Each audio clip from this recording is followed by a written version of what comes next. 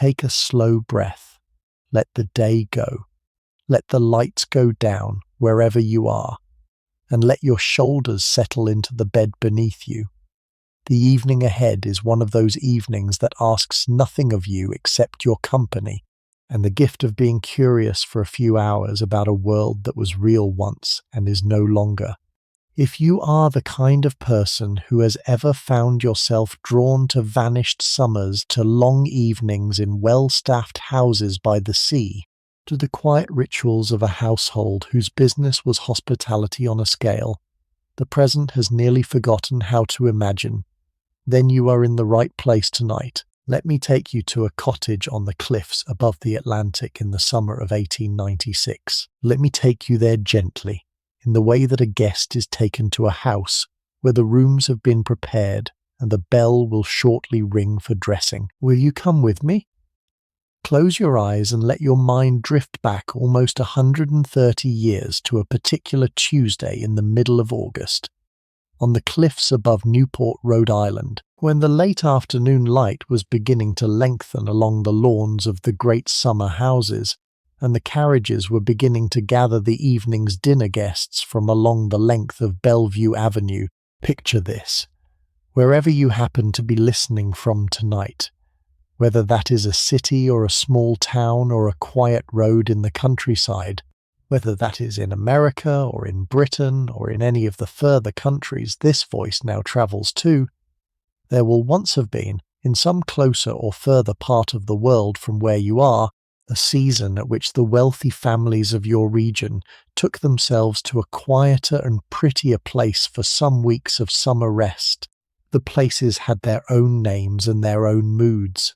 Brighton in England, Duval in France, Lake Como in Lombardy, Capri in the Bay of Naples, the hill stations of British India in the hot months, the Cape in the colonial southern African summer, the lakes of the Salzkammergut in the Austrian Alps. Each had its own character and its own season, and each had been generated by the same underlying fact of the late 19th century world, that the very wealthy of the industrial countries had reached a level of prosperity at which they could afford to spend several weeks of every year doing nothing more demanding than dressing well, eating well, walking by the sea, and being seen in the company of one another. Newport, on the southern coast of Rhode Island, was the American instance of this institution. We will spend the evening there tonight. If you have not yet subscribed to the channel, the kindest thing you can do is to subscribe, so that you do not miss the further evenings in great houses that are still to come. Settle in. The evening ahead is a long one. We will go through it slowly and gently, and at the leisurely pace that the subject permits. The voice can stay steady. The bed is warm. The dark room around you is ready. Let the day go. Good evening, and welcome back. Tonight you are being given something the historical record only partially preserves, and that the present can otherwise only visit through the velvet ropes and the printed guidebooks of a museum tour. A single summer evening, lived in real time, inside one of the great Newport summer cottages of the Gilded Age at the height of its season, in the company of the family who lived there and the staff who ran it, and the dinner guests who would have been there for that particular night. The cottage is a composite. The texture is real. The mansions of Newport from this period survive, in some cases as house museums, and in some cases in private hands, and their rooms have been described in detail by the architectural historians of the 20th century and the curators of the 21st.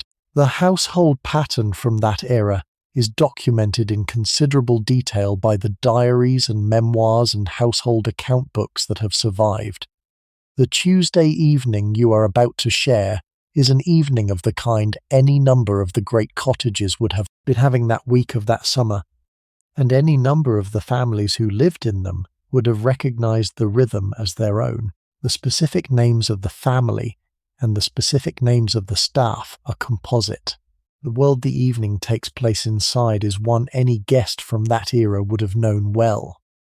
The Newport of 1896 was the leading American summer resort of the very wealthy, and had been so since approximately the 1850s, when the older summer resort towns of the Atlantic seaboard, Saratoga in upstate New York, Cape May in southern New Jersey, the smaller resorts along the New England coast had begun to be displaced in the affections of the main New York and Boston families by the small coastal town on the southern tip of Aquidneck Island in Narragansett Bay that the families had begun to discover offered a combination of cool ocean breezes, fashionable society, and sufficient remove from the August heat of the cities to recommend itself for the long summer holidays the period was beginning to take. The first cottages had been modest by the standards of what would follow, comfortable wooden houses with verandas and gardens, built for families who wanted to escape the city for 10 or 12 weeks.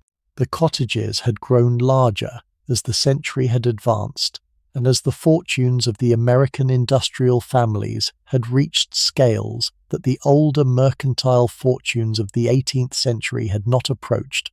By the late 1880s and the 1890s, the new cottages being built along Bellevue Avenue and Okra Point, and the cliffs above the Atlantic, had reached the level of construction that would in retrospect define the Gilded Age. Vast houses of 70 and 80 rooms, designed by the leading American architects from that era in the manner of European chateaux and Italian palazzi, built of imported marble and limestone, decorated by the leading European craftsmen, staffed by households of 40 or 50 people, and inhabited for perhaps 10 weeks of every summer by families who maintained equally vast establishments in New York or Philadelphia or Boston for the rest of the year.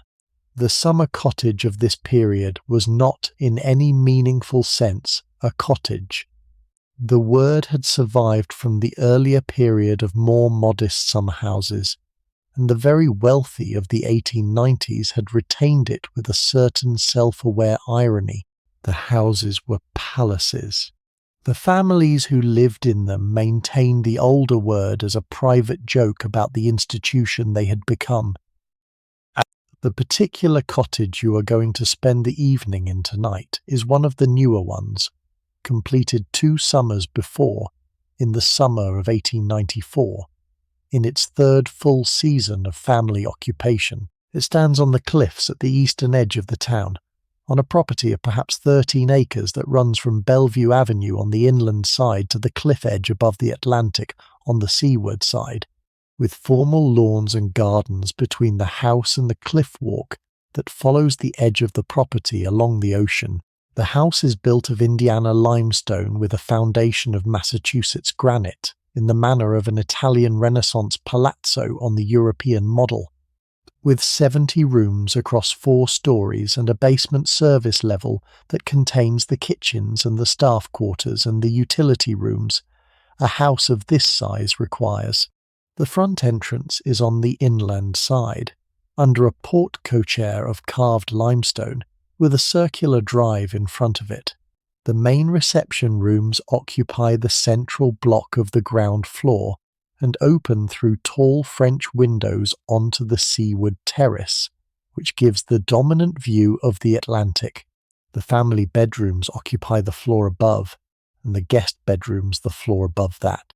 The staff quarters are partly in the basement and partly in the attic floor above the family bedrooms. The kitchens are below the dining room, with a service stair and a hand lift connecting them to the pantries on the ground floor and the dining room itself.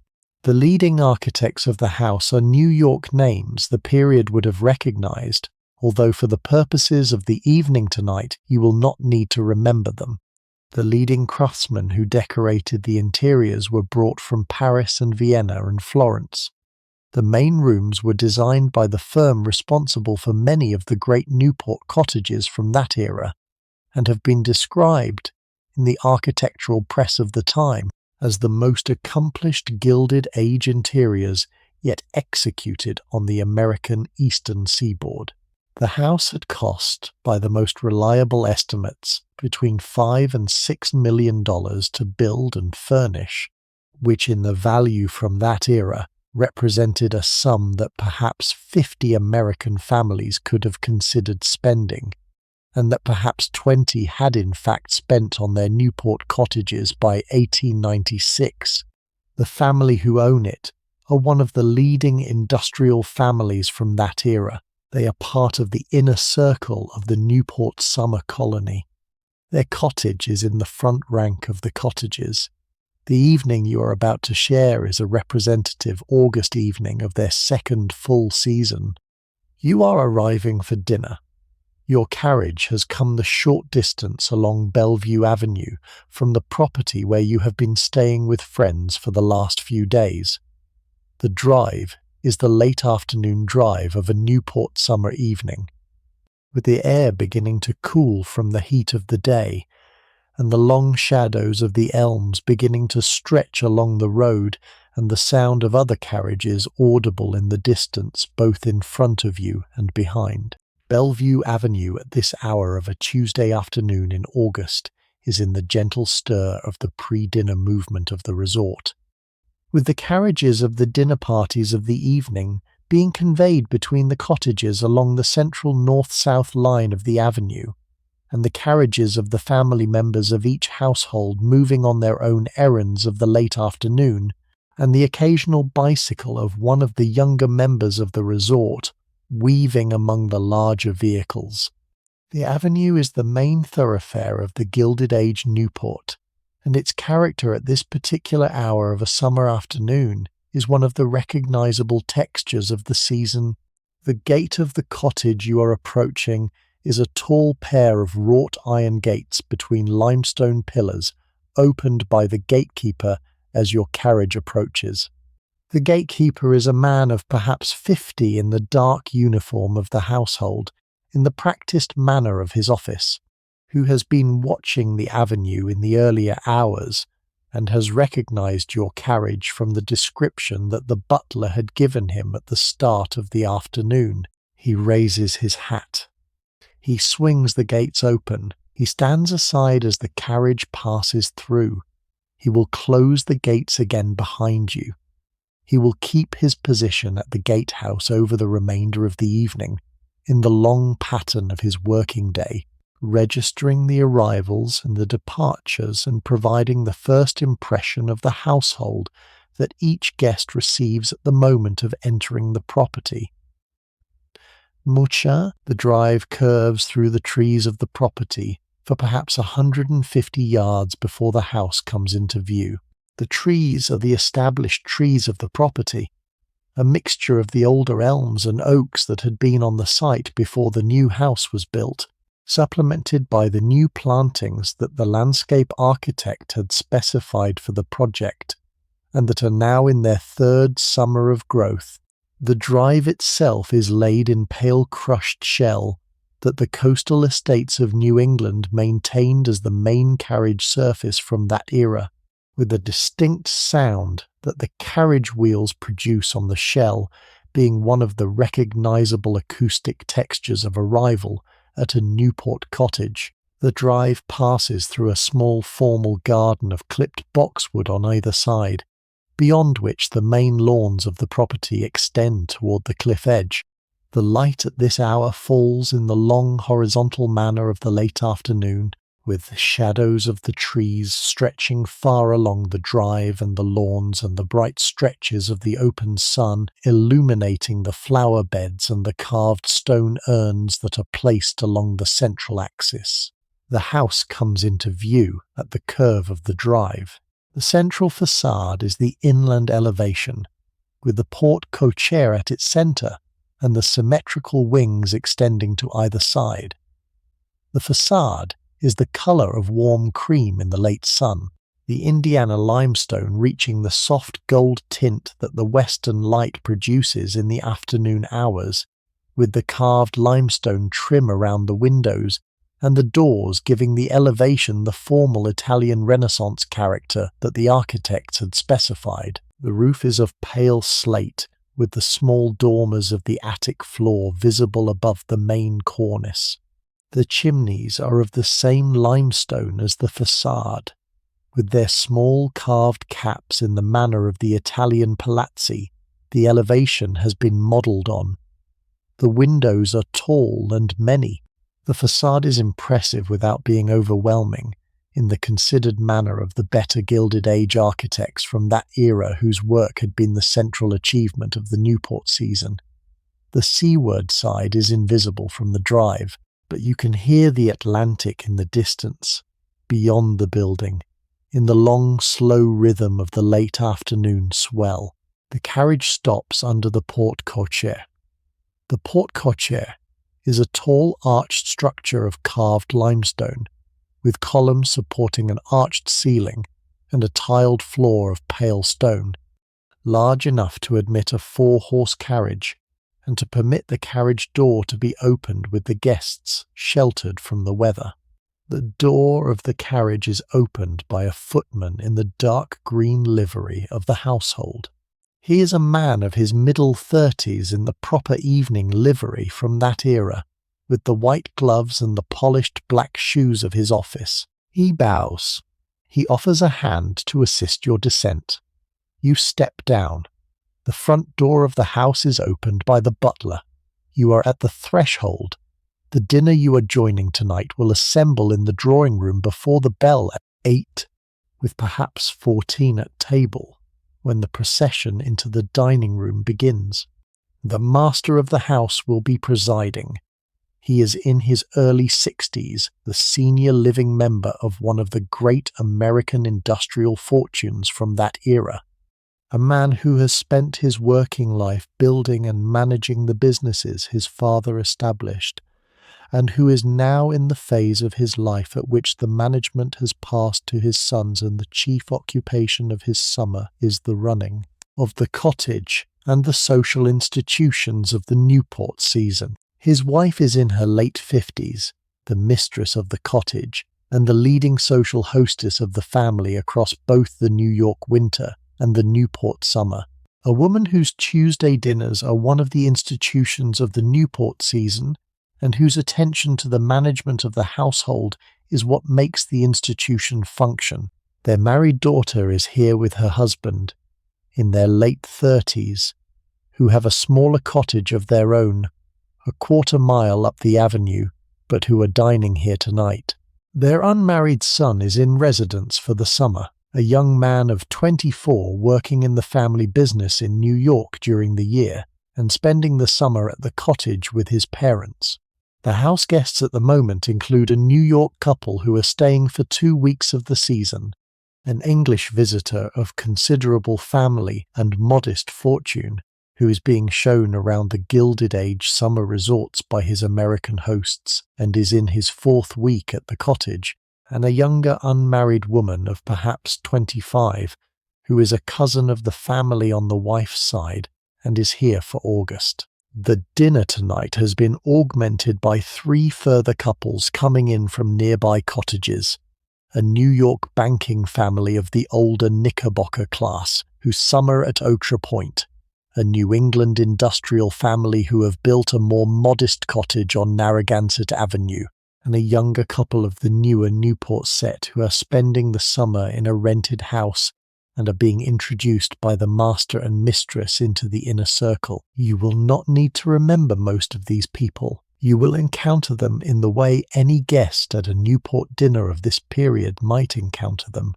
partially and in passing, with the assistance of the footman who will quietly tell you names as you need them. The cast is the cast of a Tuesday evening of the season. You are part of it for tonight. The bell for dressing will ring in perhaps 15 minutes. You will be shown to your room, where your valet or your maid has been unpacking your evening things in the previous hour, and where the dressing arrangements are now ready for you. The room itself is on the upper floor of the seaward wing, with windows that face directly onto the Atlantic, and the evening light through those windows will be the dominant light of your dressing over the next hour. The bell will ring at 6:30. You will dress. You will descend at perhaps 7:15. The cocktail half-hour will be on the loggia with the Atlantic going pink. The bell for dinner will ring at 8. The procession into the dining room will begin. Let the day go.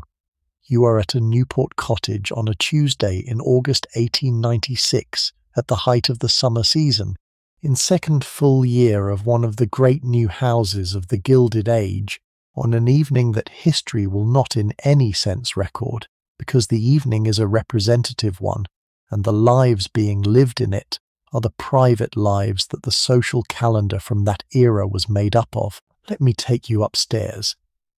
The staircase that takes you up to the guest floor is a wide marble staircase that rises from the great hall around the perimeter of the central well in 2 flights. The hall itself is the main architectural space of the house, and is the room that the visitor entering through the porte cochere first encounters at the full scale of its design. It rises through 3 stories to a coffered ceiling perhaps 50 feet above the floor, with a gallery running around the upper level on the second floor side, and tall arched windows on the seaward side that admit the full late afternoon light from over the Atlantic. The walls are panelled in warm sunken stone with carved limestone trim, and there are tapestries on the upper portions of 2 of the walls. The floor is laid in patterns of marble in 3 colours, with a central medallion in the form of a sunburst worked in inlaid stone.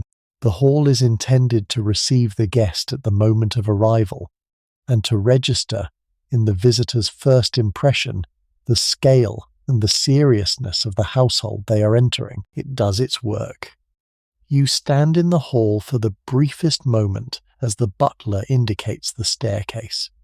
You are aware of the height of the space above you and the width of it around you and the cool stone air of it. The hall is several degrees cooler than the carriage drive was. The cool is part of the design. The house was built to hold the cool of the early summer mornings into the warmest part of the day, and the great hall in particular was intended to be the room into which a guest stepped from the August heat outside to find the kind of marble relief that the very wealthy from that era had begun to expect from a properly built summer house. You follow the butler to the staircase. The marble of the treads is white Carrara with veining of pale grey, in long single pieces that have been quarried in Italy and cut to fit the geometry of the staircase by the Italian stonemasons who were brought to Newport in the early 1890s for the cottage projects of these years. The banister is bronze, cast in a pattern of laurel and acanthus, with a polished walnut handrail laid into the upper edge of it. You climb. The light from the seaward windows of the hall follows you up.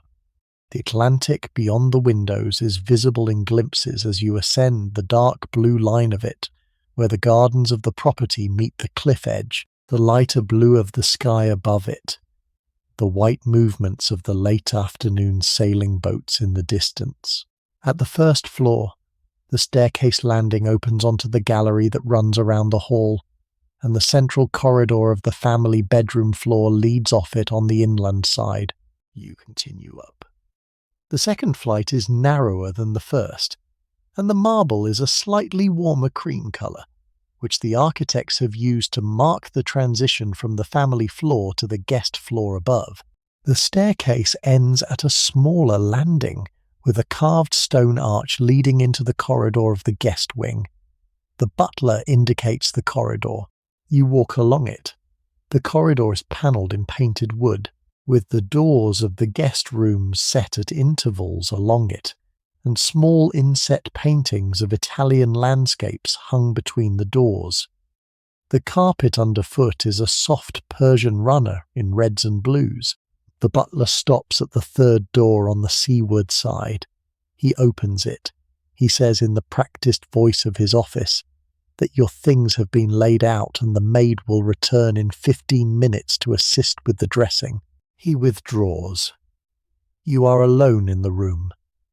The room is the central feature of the seaward guest accommodation and is one of the better rooms the house has for visitors who are not family. It is perhaps 28 feet by 22, with a high ceiling of perhaps 14 feet, and 3 tall sash windows that face east over the Atlantic. The windows are open, in the manner of the cottage during the warm months, with the curtains drawn back and the long muslin undercurtains lifting in the afternoon breeze. The bed is a 4-poster of carved walnut, with a canopy of pale blue silk damask, and curtains of the same fabric drawn back at the 4 corners. The mattress is high. The linens have been turned down already by one of the chambermaids, who has placed a single fresh flower from the gardens on the pillow. There is a fireplace on the inland wall, unused at this season, but laid for the cooler evenings of late August when the fire would be welcome. There is a writing desk in the window between 2 of the sashes, with a fresh blotter and a clean inkwell, and a small stack of paper bearing the house's monogram. There is a chaise longue along the wall facing the bed, upholstered in the same blue damask as the bed curtains. There is a dressing table near the bed, with the silver-backed hairbrushes and combs, and the cut-glass scent bottles that have been laid out by the household servants in anticipation of your dressing. There is a wardrobe along the far wall, in carved walnut to match the bed, and your evening dress has been hung in it. There is a smaller dressing room opening off the bedroom on the inland side, with a marble washstand and a tall mirror, and the accessories of evening dressing arranged on a side table. There is a bell pull beside the bed for summoning the staff. There is a clock on the mantelpiece, ticking quietly in the warm afternoon air. You stand for a moment in the room. You let the day go further than you have so far permitted yourself to let it go. The journey from your friend's cottage has been the brief one of perhaps 15 minutes by carriage. You have been received downstairs by the butler. You have walked up the staircase. You have been delivered to your room. The next item in the sequence of the evening will be the bell for dressing, which will ring in perhaps a quarter of an hour, and then the maid will arrive to help you dress, and then you will descend at perhaps 7:15 for the assembly in the drawing-room before dinner. But for the moment you are alone in the warm afternoon light of the guest-room of a Newport cottage in the August of 1896, with the Atlantic going pink beyond the windows, and the late summer light beginning to lengthen along the lawns of the property, and you are being given the brief gift of a quarter-hour of solitude before the social work of the evening begins. You go to one of the windows. The view from the window is the view that the architects of the cottage designed the seaward elevation to deliver to its main guest rooms. The lawns of the property descend in 3 terraces to the cliff edge, with formal flower beds laid out in the Italian manner along the central axis of the descent, and the dark hedges of clipped yew framing the view. The cliff edge itself is perhaps 300 yards from the house. The Atlantic begins beyond the cliff. The water is the late afternoon dark blue of a New England summer evening, with the long, slow swell of the open ocean visible in the white movements of the surface, and the smaller white sails of the late afternoon yachts on the horizon. The sun, which has been the dominant heat of the day, is now beginning to lower toward the western land behind the house, and the light on the Atlantic in front of you is the warm pink-gold light of the hour before the dusk. You stand and watch. The window is open.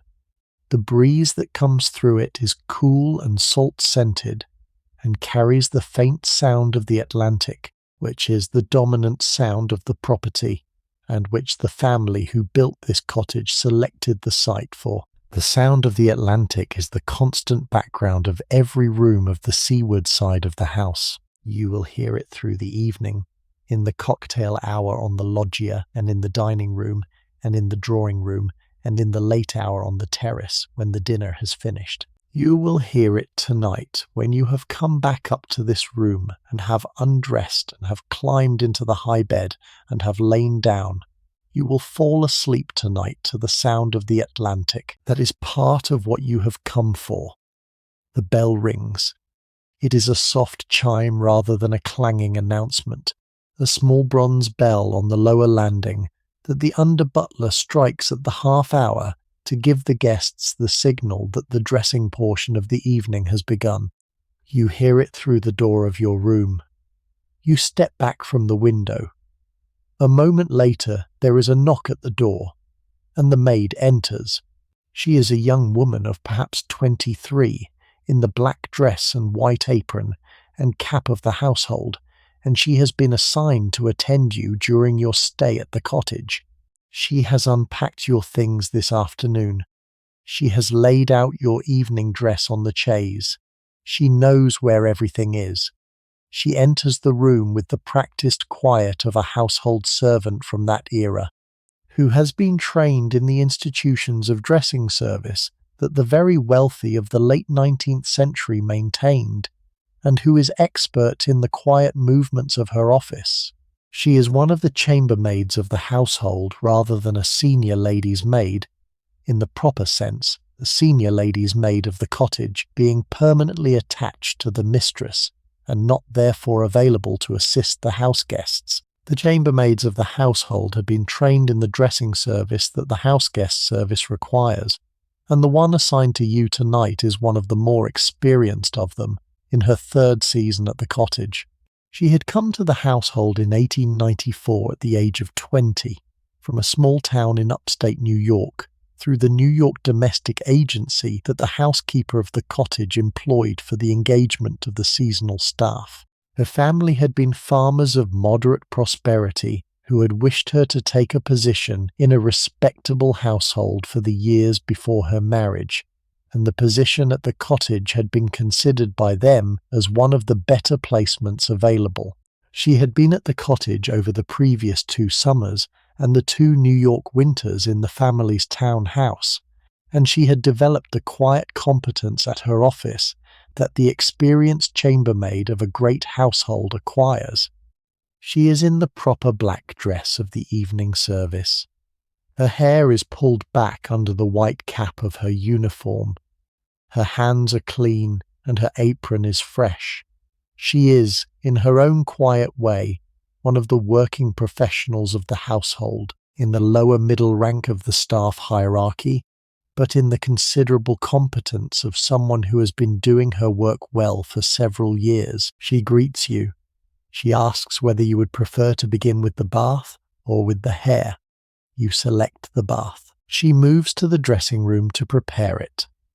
The bath at this cottage is one of the modern conveniences the construction of 1893 and 1894 had incorporated.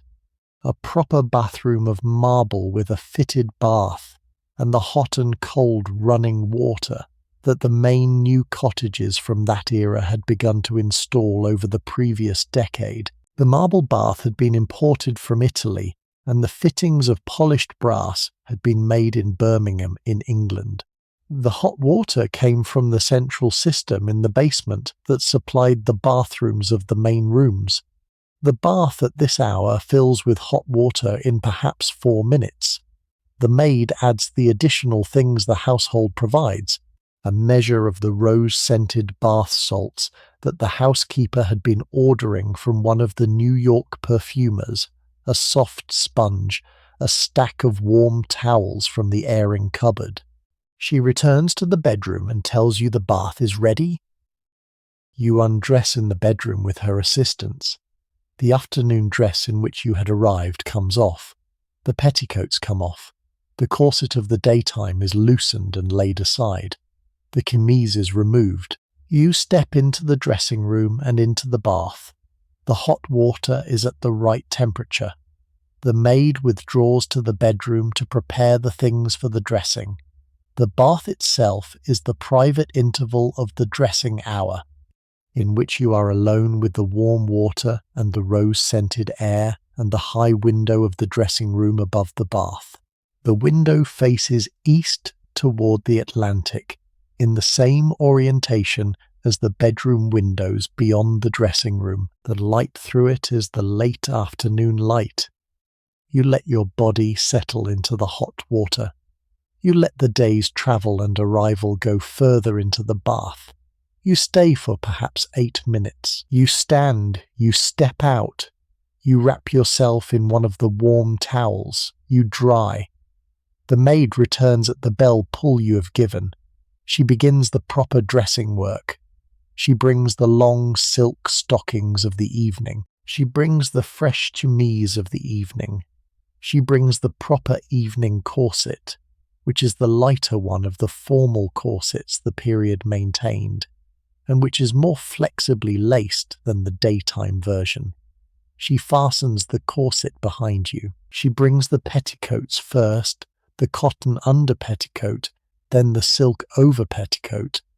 She brings the gown that has been hanging on the chaise over the afternoon, in the dark blue silk satin of considerable richness, with the fitted bodice and the long skirt and the puff sleeves, the late 1890s favoured. She lifts the gown over your head. She arranges it down over the petticoats and the corset. She fastens the back in the long sequence of hooks and small buttons that the construction of the bodice required. She steps back. She assesses the line of the gown. She makes the adjustments at the shoulders and the hem that the practised maid notices and corrects. She nods. She moves on to the hair. She seats you at the dressing table. She unpins the daytime hair and brushes it out with the silver-backed brush. She applies a drop of the rose water that the dressing table provides.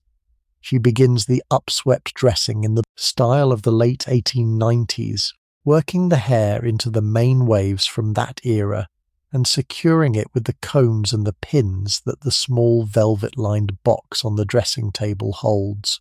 The work takes perhaps 15 minutes. She is careful and methodical. She does not speak during the work. She is concentrated. The hair reaches its proper evening configuration. She holds up the hand mirror for you to inspect the back. You nod. She secures the final pins. She steps back. She begins the ornaments of the hair, the single diamond pin that you have brought for the evening, set into the upswept wave at the right side. She secures it. She moves on to the applications of the face, the light dusting of powder, the brief touch of rosewater at the temples, the considered work that the period considered appropriate for a respectable lady. She moves on to the hands, the cream from the small jar on the dressing table, applied and rubbed in. She brings the long evening gloves of cream kid that match the gown. She helps you draw them on. She moves on to the jewellery, the sapphire pendant on its silver chain that you have brought, fastened at the back of your neck, the matching sapphire earrings, the silver bracelet at the right wrist, the small silver brooch at the left shoulder. She steps back. She assesses the complete picture. She makes a final adjustment to the gloves. She nods. She tells you, in the voice of her office, that the company will be assembling in the drawing room in approximately 10 minutes. She withdraws to the dressing room to put away the unused articles of the toilette. You are dressed for the evening. You are ready to descend. You take a final look in the long mirror of the dressing table. The person you see in the mirror is the version of yourself that the dressing has produced, the version that will descend the staircase, that will be received in the drawing room, that will be taken into dinner by the gentleman the mistress has designated, that will sit through the 8 courses of the dinner in the proper conversation with the proper people on either side of you, and that will then withdraw with the ladies or remain with the gentleman at the proper moment of the evening. The version is partly you and partly the role the evening has prepared for you. The combination is one of the pleasures of an evening of this kind. You let the daytime self go further than you have so far permitted. You step out of the bedroom into the corridor. You begin to descend the staircase. The staircase descends through the warm light of the early evening. The Atlantic, visible through the tall arched windows of the great hall, has reached the deep gold of the hour before sunset, and the light through the windows lays itself over the marble floor of the hall in long bands. The hall is empty at the moment of your descent. The butler is in the pantry attending to the wines for the dinner. The footmen are in the dining room laying the final settings. The household has reached the brief pause that the half-hour before dinner produces in a well-run cottage. When the key preparations have been completed, and the company has not yet assembled, and the great rooms of the house are at their quietest moment of the evening, you reach the foot of the staircase. The butler appears from the corridor of the service wing, in the manner of a man whose practiced attention has registered the sound of your descent, without his needing to be in the hall to observe it. He bows. He indicates the door of the drawing-room to your left. He walks ahead of you to open it. The drawing-room is the main reception room of the cottage, and is the room in which the company will assemble before the procession into the dining-room. It is perhaps 40 feet by 30, with windows on the seaward side that open through tall French doors onto the loggia, and beyond it to the terrace and the lawns descending toward the Atlantic. The walls are panelled in pale grey-green wood with carved gilt detailing in the manner of a French 18th-century salon, and the ceiling is plastered in a pattern of acanthus and rosettes painted in tones of cream and pale gold. There are tapestries on 2 of the walls, and over the fireplace there is a large landscape painting of the Roman Campagna in the style of a 17th-century master. The furniture is in the manner from that era. The room was decorated to evoke gilt chairs and settees, upholstered in cream silk damask marble-topped commodes along the walls, a pair of ormolu candelabra on the mantelpiece, a tall French clock between the windows. The room is lit at this hour by the late summer evening light coming through the seaward windows, and there are candles already lit in the candelabra in anticipation of the dimming light of the next hour. The room is empty when you enter, except for one of the under-butlers stationed by the doorway to the loggia with a tray. You walk through the drawing-room and out through the French doors onto the loggia. The loggia is the main exterior room of the seaward side of the cottage, a covered terrace of perhaps 60 feet by 20, with stone columns supporting an arched ceiling and a tiled floor of pale buff and terracotta. It runs the full width of the seaward elevation and gives directly onto the lawns and the long view of the Atlantic. The view from the loggia is the dominant view of the property and is the reason the cottage was sited where it was.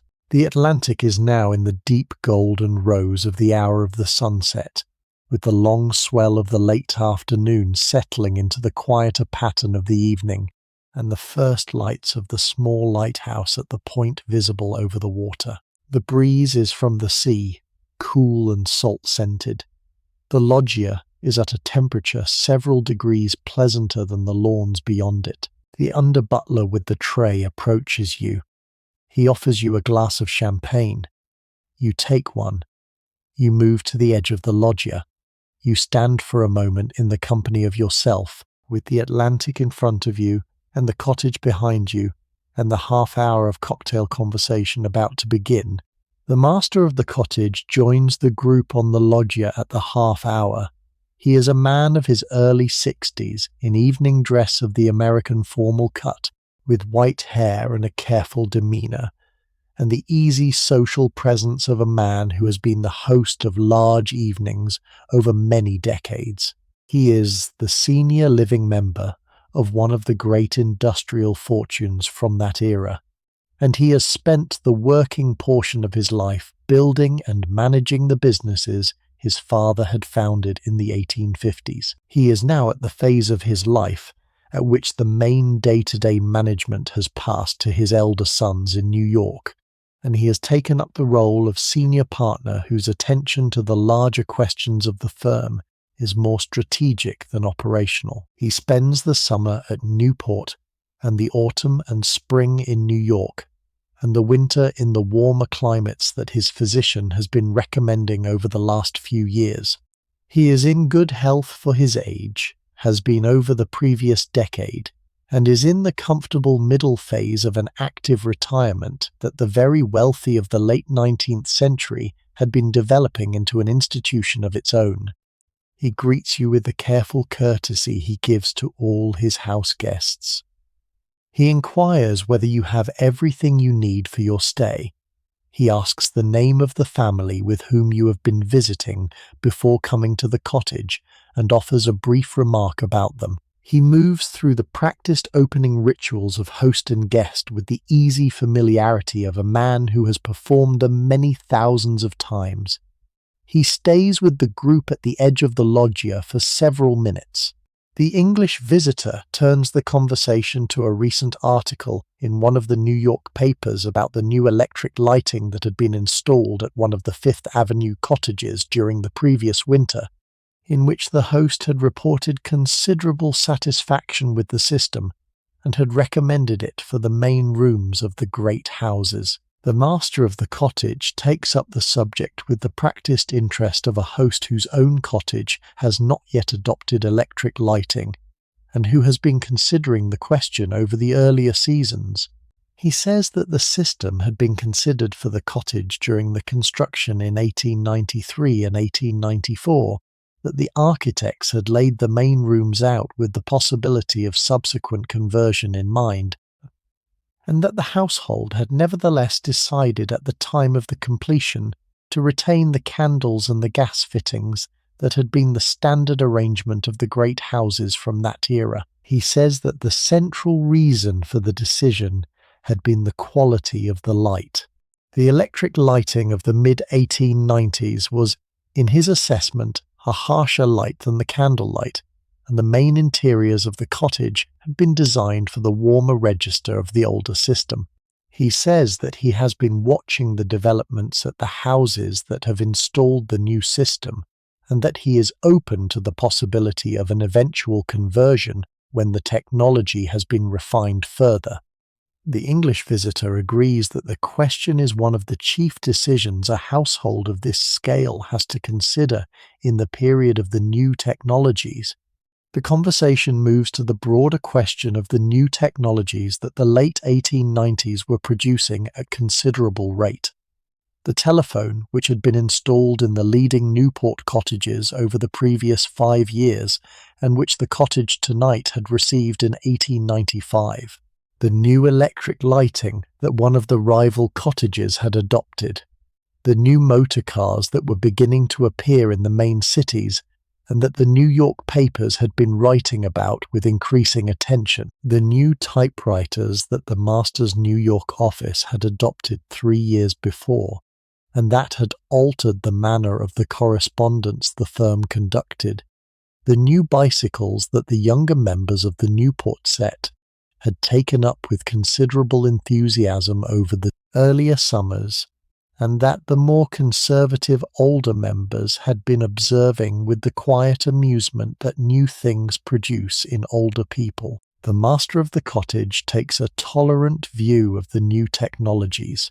He says that the central lesson of his own life had been that the world changes faster than the older generation expects, and that the wise course is to remain curious about the changes without committing oneself too rapidly to any of them before their long-term value has been established. He says it with the easy confidence of a man whose own great fortune had been built on one of the previous waves of technological change, and who is therefore in a position to take a measured view of the next wave that is approaching.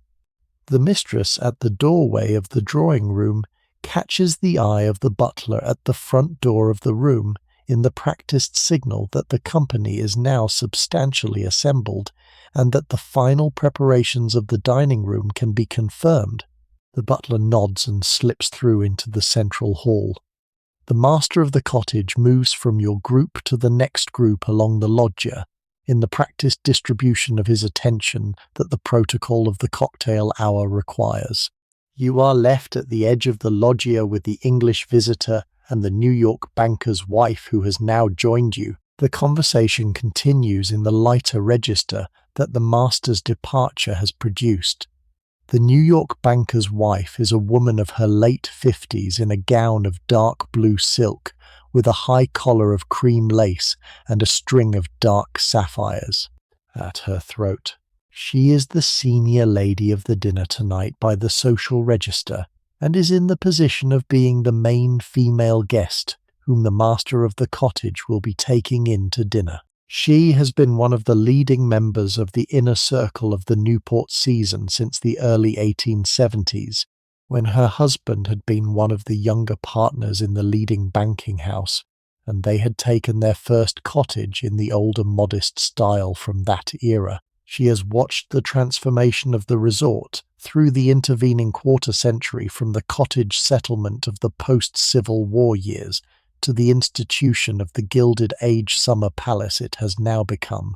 She has been part of the transformation in the practical sense that her own family had built one of the larger of the newer cottages at the start of the 1890s, and that her own dinners and her own balls are among the leading social institutions of the season.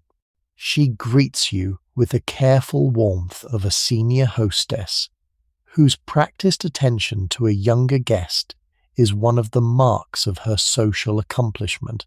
She asks about your stay at the cottage. She inquires about the family with whom you had been visiting.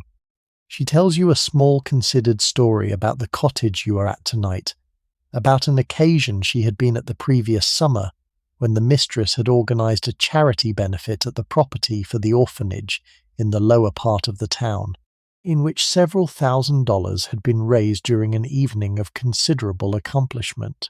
The other guests arrive in the next 10 minutes. The house guests come down first, the New York couple, the English visitor, the younger cousin who has been at the cottage since the start of August. They are followed by the family, the master of the house, his unmarried son, the married daughter, and her husband from their own cottage up the avenue.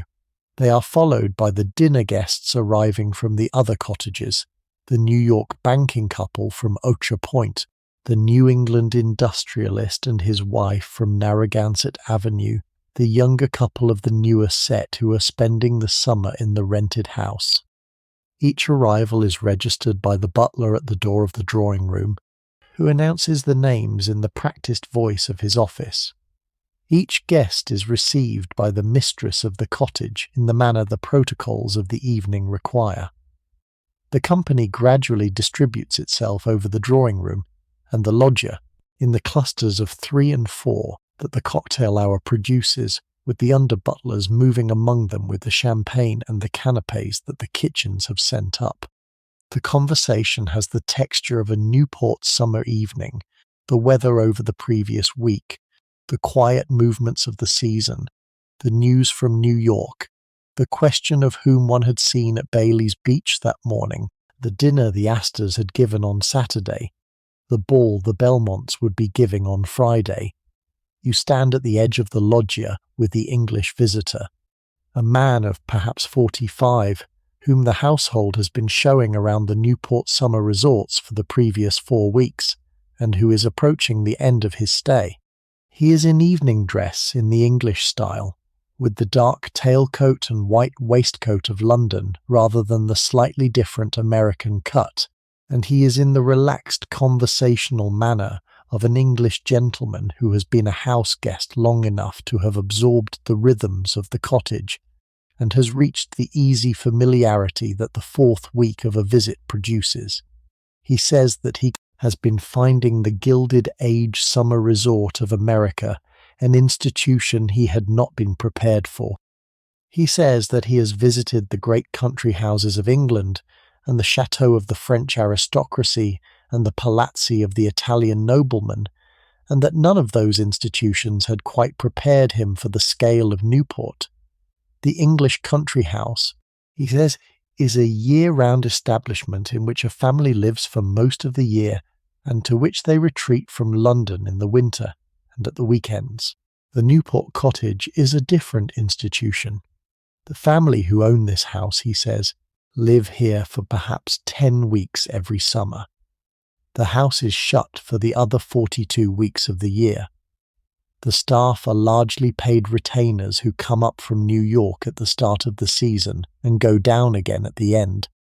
The whole vast establishment exists to support a single 10-week period of summer hospitality. He has been trying, he says, to imagine the equivalent institution in England and has not been able to find one. The closest analogy would perhaps be the season of an English country house party at one of the great racing weeks, but compressed into 10 weeks and repeated every year, and on a scale of construction that no English family would consider undertaking for a house lived in so briefly. He says it with the curiosity of a foreign visitor rather than with any disapproval. You agree with him. The cottage is an institution. Mistress moves through the company with the practiced distribution of her attention. She rejoins you and your English companion for a few minutes. She inquires whether the conversation has reached anything she should know about. The Englishman tells her that he has been trying to convey the curiosity with which an English visitor encounters the institution of the Newport summer cottage, and the mistress laughs softly and tells him that she has been hearing the observation from English visitors for 30 years, and that she has come to think of it as the chief amusement of having the English in her drawing room. She moves on. The Englishman returns to his glass. The Atlantic, beyond the loggia, has reached the deepest gold of the sunset, and the light is beginning to fade along the lawns. The candles in the drawing room behind you are now the dominant light of the cocktail hour. The bell for dinner will ring in perhaps 15 minutes. The conversation over the loggia shifts in the next quarter hour to the news of the political summer. The election that will be held in November is the main external event of the season, with the Republican candidate William McKinley having been nominated in June at St. Louis, and the Democratic candidate William Jennings Bryan having been nominated in July at Chicago in the famous Cross of Gold speech that the newspapers have been reproducing over the previous month. The Gilded Age summer resorts are uniformly Republican territory, and the financial families of Newport have been organizing the campaign contributions and the political donations that will make the McKinley campaign one of the better-funded campaigns in American history to that point. The conversation on the loggia includes a brief discussion of the campaign in the practiced manner of dinner guests, who are aware of one another's positions and who are not on this occasion required to argue them. There is a passing reference to the question of the gold standard. There is a passing reference to the labor disturbances that the year has seen, and that the Republican campaign has been making the main domestic issue of the election. There is a passing reference to the new motor cars that one of the gentlemen has read about in the New York papers, and that are beginning to appear on the streets of the main cities. The conversation is not the conversation of an evening at which the political questions are the chief interest. The political questions are the ambient hum of the summer rather than the subject of the dinner. The dinner is the subject of the dinner. The bell will shortly ring.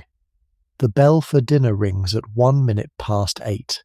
It is the deeper bell, rather than the dressing bell, struck by the butler himself in the hall, and the company on the loggia and in the drawing room registers it together. The conversation pauses. The master of the house emerges from a group of 3 near the fireplace and joins his wife near the doorway. The protocol for the procession into dinner has been arranged by the mistress in the half hour before the company assembled, and the placement of the guests has been worked out in detail in the last few days, with consideration of the family connections, the political alignments, the rank of the guests in the social hierarchy of the Newport season, and the particular intimacies and rivalries that the hostess wishes to encourage or to discourage. The master will take in the senior lady present, who is tonight the wife of the New York banking family from Ocra Point, on the grounds that she is the most senior in the social register among the dinner guests. The mistress will be taken in by the senior gentleman, who is tonight the master of the banking family. The other couples will be arranged behind them in the descending order of the social hierarchy. The hostess has worked out, with the house guests and the family members distributed through the procession in the appropriate positions. The young unmarried son of the house will take in the younger cousin who has been staying for August. The English visitor will take in the younger woman of the newer set whose husband is being introduced into the inner circle. You yourself, as a younger guest of moderate position, will be taken in by a gentleman whose name the butler will quietly mention to you as the procession assembles. The procession forms at the doorway of the drawing room. The pairs assemble in their order.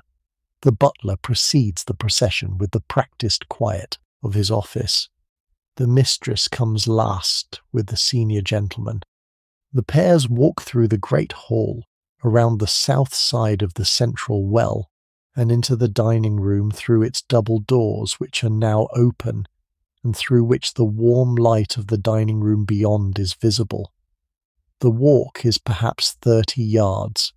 The procession is conducted in the small considered silence that the protocol requires. The conversation will not resume until the guests are at table. The dining room is the main interior achievement of the cottage, and is the room that the master and mistress regard as the centre of the house. It is perhaps 40 feet by 28, with a tall coffered ceiling decorated in patterns of carved oak and gilt, and the walls panelled in dark oak below a frieze of carved limestone, and tall hangings of crimson silk damask above. The two ends of the room are anchored by tall fireplaces of carved limestone, one of which has been set with a low fire of fragrant pine for the cooler temperature that the room maintains at this hour. The seaward wall has 3 tall windows opening onto a small balcony with a stone balustrade, beyond which the lawns descend toward the Atlantic. The windows are open, the curtains are drawn back. The Atlantic, in the deep blue of the early dusk, is visible through them. The table itself is the central object of the room, perhaps 28 feet long, of polished mahogany under a long damask cloth of pale cream embroidered with silver thread. The table is laid for 14, in the long axis of the room, with the master at the eastern end nearest the fireplace, and the mistress at the western end. The settings are of the household porcelain in cream and gold, and the household crystal cut in the deep faceting from that era, with the silver of the household marked in 3 places at each setting, the broader knives and forks for the main courses, the smaller pieces for the side courses, and the still smaller pieces for the dessert. The centre of the table is laid with a long line of low silver bowls filled with the late summer roses of the cottage gardens, with small candelabra of silver between them, each candelabrum holding 7 candles in the standard arrangement from that era. The light of the room is the warm light of perhaps 80 candles, distributed through the candelabra of the table and the candle sconces on the walls, and the larger candelabra on the side tables. The light is the dominant light of the room. The flowers are the dominant scent. The room is at its proper temperature. The company takes its places. The chairs are drawn out by the footmen in dark green livery, who have been waiting in the room. Each guest is seated by a footman with the practised precision the protocol requires. The napkins are unfolded and placed over the laps. The first course is at this moment being assembled in the main kitchen of the basement, which lies directly beneath the dining room and connects to the pantries of the ground floor by a service stair and a hand lift in the service corridor. The kitchen is the considerable working space the institution of the great cottage requires, perhaps 40 feet by 30, with the key range of cast iron and brass along the inland wall, and the pastry table of marble along the seaward wall, and the long preparation table of scrubbed oak running the centre of the room. The kitchen at this moment is in the full working pitch of a 14-cover formal dinner. The chef of the household, a Frenchman of his middle 40s, whom the master had engaged from one of the leading Paris kitchens 5 years before, and who had been with the family through the New York winters and the Newport summers since, is at his station by the central preparation table, directing the final assembly of the consommé. He is a man of his proper professional dignity, in the white uniform of his office, who has been on his feet over the previous 12 hours of the working day, and who is in the practised concentration that the main service of the evening calls for.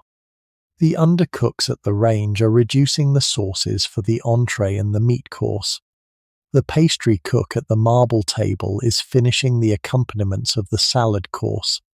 The kitchen maids at the scullery are washing the preparation vessels of the early courses and are setting out the porcelain for the dessert. The kitchen is in the warm hum of a professional household kitchen at the height of its working evening, with the steam of the preparations rising into the high ceiling and the small considered movements of the staff around their stations, and the practised sequence of the courses being conducted in the manner that the chef has been training his kitchen to execute over the earlier seasons. The consommé is finished. It is the consommé of game that the menu had specified, prepared from the stock of the woodcock and the other game birds the household had been holding in the larder in the last few days, clarified in the proper French manner to the level of transparency that a clear consomme requires, and seasoned with the considered seasoning the chef has been developing in his career.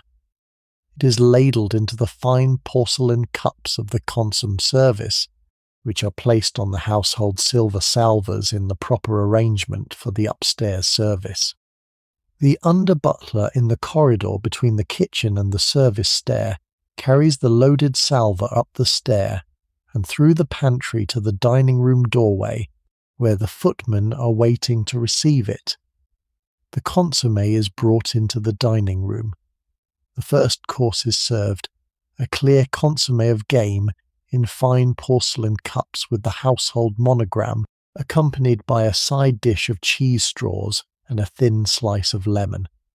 The wine is poured by the butler himself, who has come up from the pantry with the first bottle, and who serves the main seats personally before delegating the further service to the under-butler. The wine for the consommé is a Fino sherry from one of the main Jerez houses, in small crystal sherry glasses on the household stem. The conversation begins. The conversation at a Newport dinner of 1896 was the conversation of a small social world that knew itself in considerable detail, and that had developed over the earlier decades the institutions of polite talk that the formal dinner from that era required. The chief rule of the conversation was that each guest engaged with the guest on their right for the first course, with the guest on their left for the second course, and that the table as a whole did not, in general, conduct itself as a single conversation over all 14 settings. The cross-table conversation was for less formal occasions. The Tuesday dinner of a Newport cottage was the formal occasion, and the conversation was therefore conducted in the alternating pairs that the protocol prescribed. The mistress at her end of the table managed the cue for the change of conversational direction by turning her head from the guest on her right to the guest on her left at the moment between the first and second courses, and the table observed the cue and turned its conversations with her. The protocol was practiced in considerable detail by the leading hostesses of the Newport season, and the smoothness with which it operated at any given Tuesday dinner was one of the marks by which the social skill of the hostess could be judged by her peers. The mistress of the cottage tonight was a hostess of long standing, whose Tuesday dinners had been one of the institutions of the season for more than 20 years. The protocol operated smoothly. The consommé is followed by the fish course. The fish tonight is a striped bass from the local waters, poached in court bouillon, and served with a sauce of hollandaise and a small accompaniment of cucumber.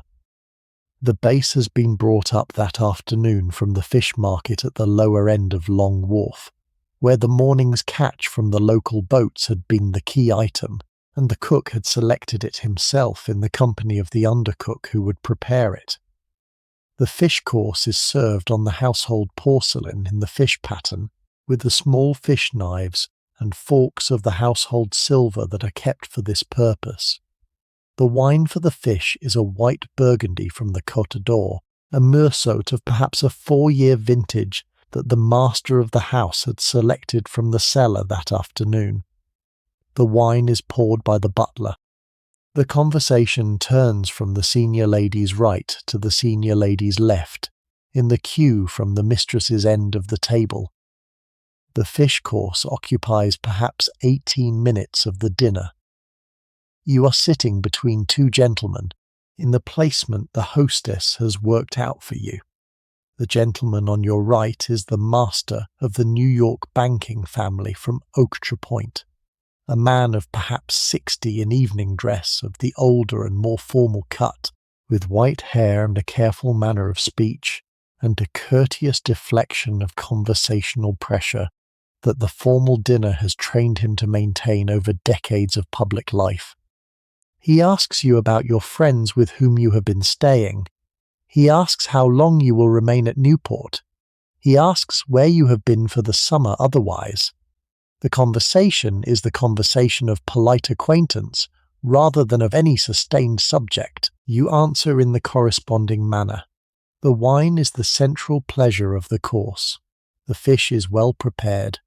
The conversation moves with the practiced ease of a dinner, whose protocols have been observed by both parties many times before. The gentleman on your left, in the queue from the mistress at the second course, is the unmarried son of the house. He is 24. He is in evening dress of the newer American cut. He has been working in the family business in New York since his graduation from college 2 years before, in the leading industrial concern that the family fortune is based on, and he is in Newport for the season, in the manner of a young man whose main summer occupation is the social life of the resort. He is more conversationally engaged than the older gentleman on your right has been. He asks about the part of the country you live in. He asks whether you have been at Newport before.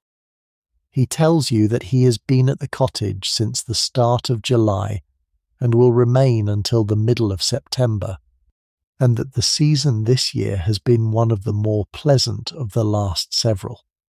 He tells you a story about the regatta the previous week, in which his sister's husband had been one of the participants and had finished in a position the family had not quite been able to be unambiguously proud of. He laughs at the story. He recovers the conversation into the next subject. The fish course concludes. The third course is the entree, which tonight is a sweetbread preparation with a Madeira sauce and a garnish of truffles and mushroom, served on the household porcelain in the warm pattern with the family monogram. The wine for the entree is a claret of the 1881 vintage, a Bordeaux of one of the main Medoc houses that the master had laid down in considerable quantity in the mid-1880s and is now drinking through. The wine is poured by the under-butler at this stage, the butler himself having returned to the pantry to attend to the next bottle. The cross-table conversation is permitted at the entree course, in the practised pattern of the period, and the table now opens itself into a more general exchange that the mistress has been guiding from her end. The general conversation at the entree concerns the news from the previous week of the summer. The Astors had held their annual ball at Beechwood the previous Saturday, with perhaps 300 guests, and the central features of that evening, are now being recapitulated for the benefit of those who had not been there. The Belmonts are giving their dinner at Belcourt on Friday, and the question of who has been included and who has not been included is being discussed in the practiced manner of a Newport conversation that does not, in any direct way, name those who have been excluded, but conveys the information through what is said and what is left unsaid. The Gullet yacht had won the regatta the previous week. The Reverend Dr. Hill at Trinity Church had given a sermon on Sunday that had been the subject of some comment. The new tennis professional at the casino had been giving lessons that had been generally found satisfactory. The price of the August fancy ball at the casino had been settled, and the invitations would be going out the following week.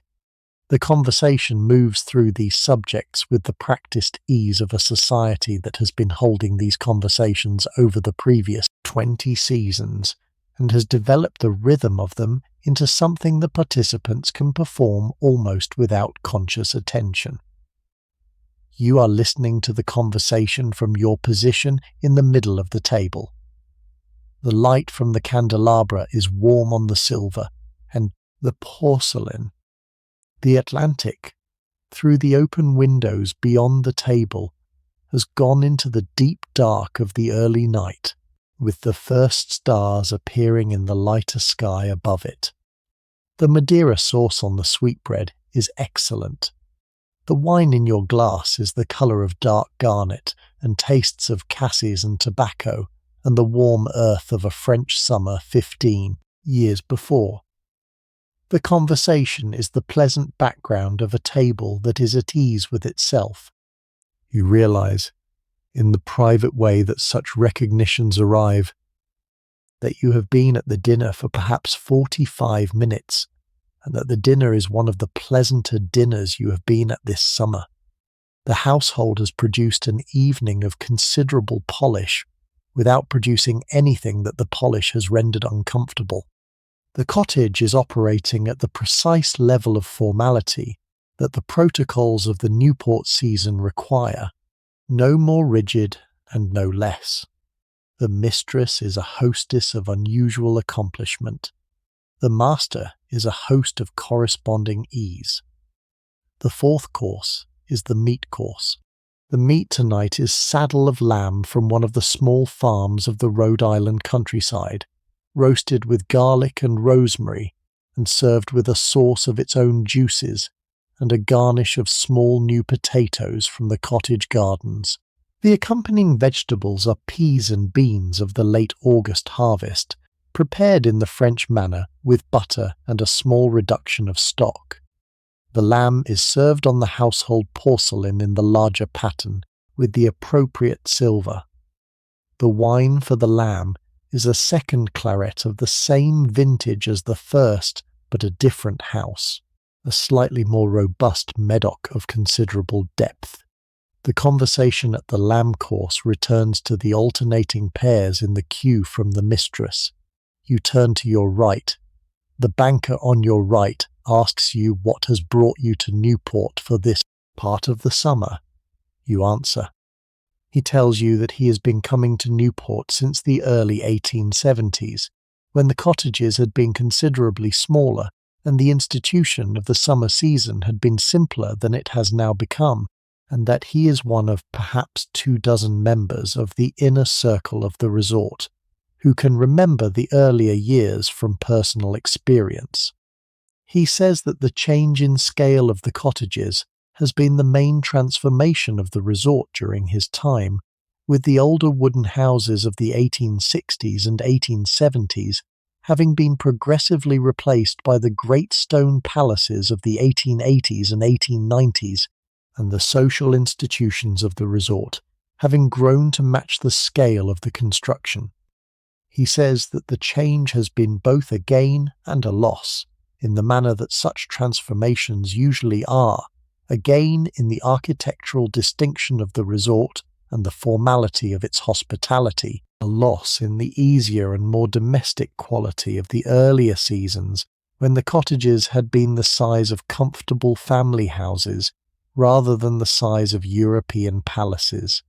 He says it without nostalgia and without disapproval. The transformation is simply the historical fact of the resort that he has observed during his time, and he has reached the position in his life at which he can register the fact without being troubled by it. He continues, in the easy register of a senior gentleman whose conversation has reached its preferred subject. He tells you that the first Newport summer his family had taken had been in 1872, when he himself had been a younger partner in the leading banking house, and they had rented one of the older wooden cottages along Catherine Street in the lower part of the resort.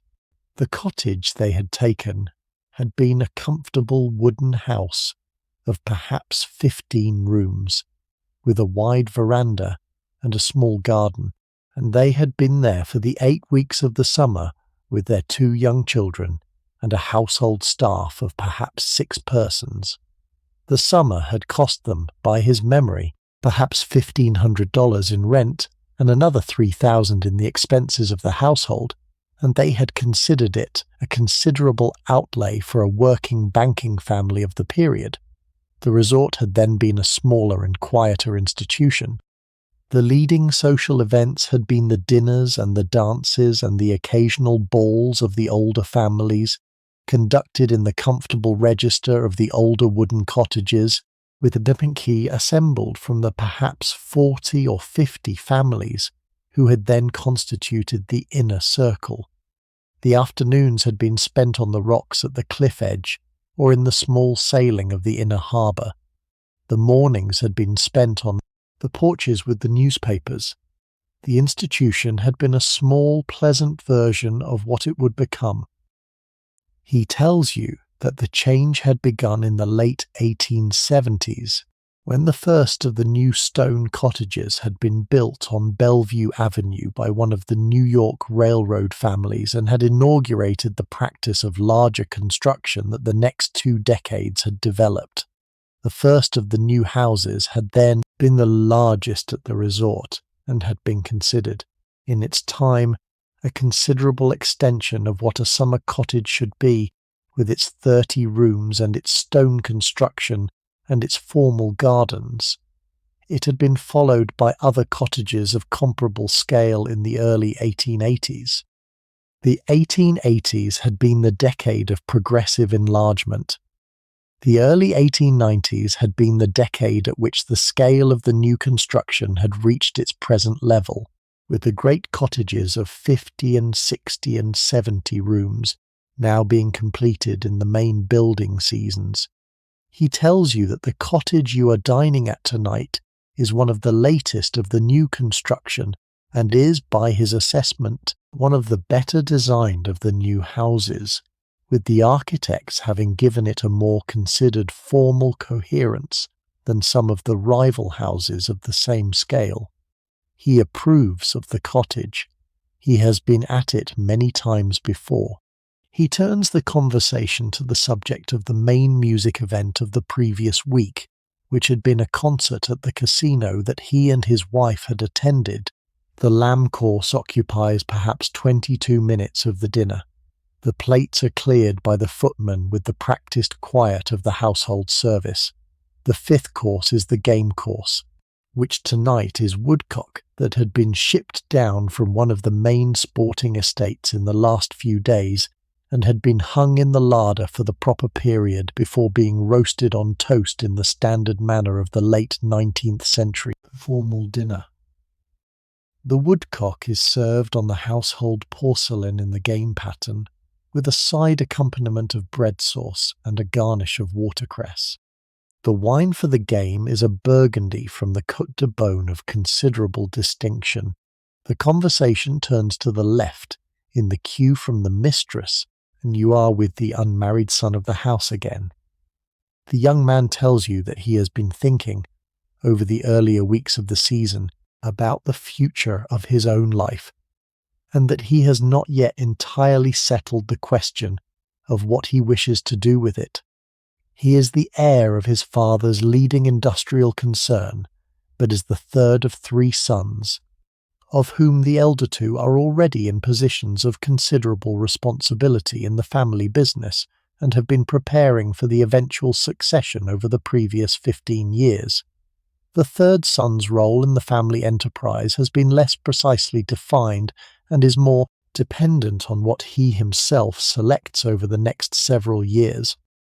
He tells you in the manner of a young man speaking to a guest he has known for an hour at dinner, and to whom he can therefore speak more freely than he could to a relation or an old friend, that he has been considering whether he might wish to do something different, to travel for some years perhaps, or to pursue his interest in painting, which he has been keeping in a modest way since college, or to take up the management of one of the smaller properties of the family that the elder brothers have not been able to attend to in detail.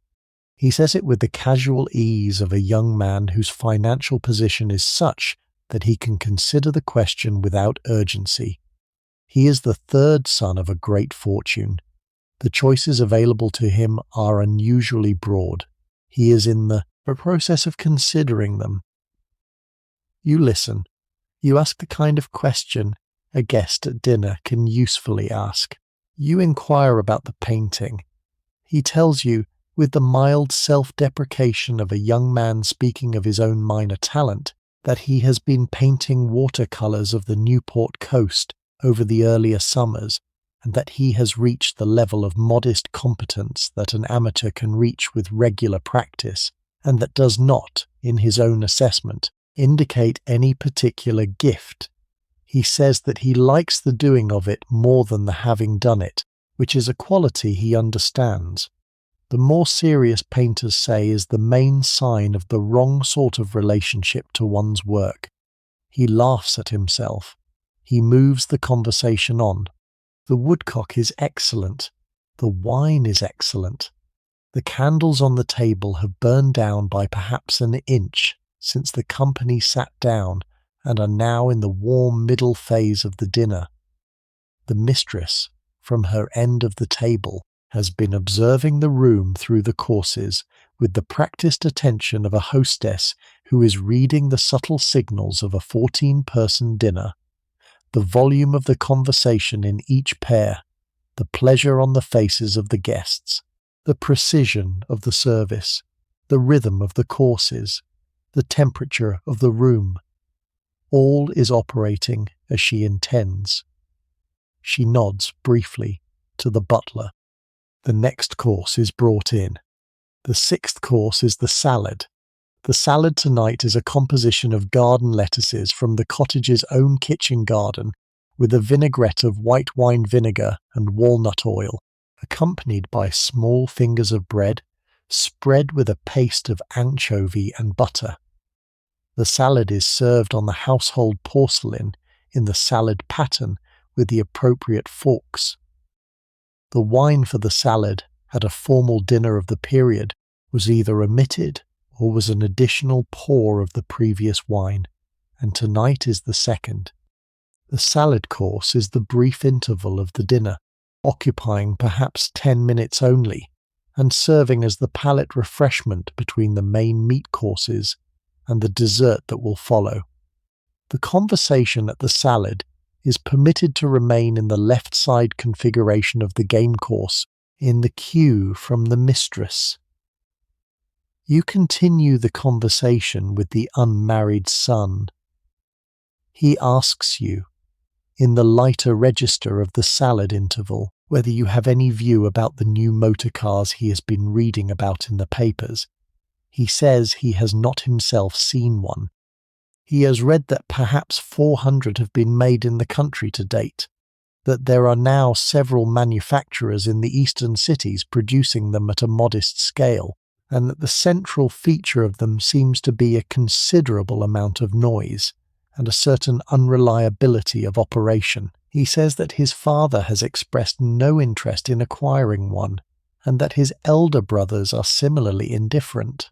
He says that he himself is curious, in the way that a young man is curious about a new mechanical thing, and that he has been thinking about whether he might in the next year or two go and look at one of the main makers in New York or in Detroit, and see what the actual machines look like at first hand. You agree that it is a matter of interest. The conversation moves on. The salad concludes. The seventh course is the dessert. The dessert tonight is a composition of 3 items in the late 19th century manner. A peach melba in cream, a small chocolate pot with the household porcelain spoons, and a plate of the cottage's own grapes from the conservatory at the back of the garden. The peach melba had been the new fashion of the previous 5 seasons. The Escoffier dessert that had been created at the Savoy in London in 1893 and had moved into the great American houses of the Newport season within the following years, and the cook had produced it tonight in the version that the household had standardized over the previous 2 summers. The dessert is served on the household porcelain in the dessert pattern with the appropriate spoons and forks. The wine for the dessert is a Sauternes of an older vintage from one of the main houses, in the dessert wine glasses of the household. The conversation at the dessert returns to the general cross-table mode in the queue from the mistress. The general conversation at the dessert is the lighter conversation of a dinner that has reached its concluding phase and that is now beginning to anticipate the after-dinner part of the evening. The main subjects are the late summer travel plans of the guests. Who would be going where in September? Who would be returning to New York at the end of the month? Who would be making the further trip to one of the autumn resorts before the city season opened in October? The English visitor mentions that he will be sailing for England in the 2nd week of September. The banker from Okra Point says that he and his wife will be making the brief trip to Saratoga at the end of August for the racing. The younger couple of the newer set say that they will be at Bar Harbor for the first 2 weeks of September. The conversation runs in the pleasant pattern of a Newport dinner, whose leading social work has now been done and whose remaining business is the gradual conclusion of the evening through the courses still to come. The dessert occupies perhaps 18 minutes. The plates are cleared. The fruit is brought on in a separate course that the strict protocol of the period would distinguish from the dessert proper, but that in practice the household has been running together with the dessert over the last few years. The fruit is a composition of pears and small late peaches, and the cottage's own grapes, arranged on the household porcelain in the fruit pattern with the appropriate small knives and forks. The wine for the fruit is the Sauternes continuing. The conversation continues. The candles on the table have burned down by perhaps 3 inches since the company sat down and are now in the lower phase of the dinner. The mistress at her end of the table catches the eye of the senior lady on the master's right, in the practised signal of the period for the conclusion of the ladies' portion of the dinner. The senior lady nods. The mistress rises from her place. The ladies of the table rise with her, in the practised sequence of the protocol. The gentlemen rise as the ladies rise, in the corresponding protocol. The ladies move toward the door of the dining room with the mistress at their head. The gentlemen remain standing until the ladies have left the room. The door is closed by the footman. The gentlemen resume their seats.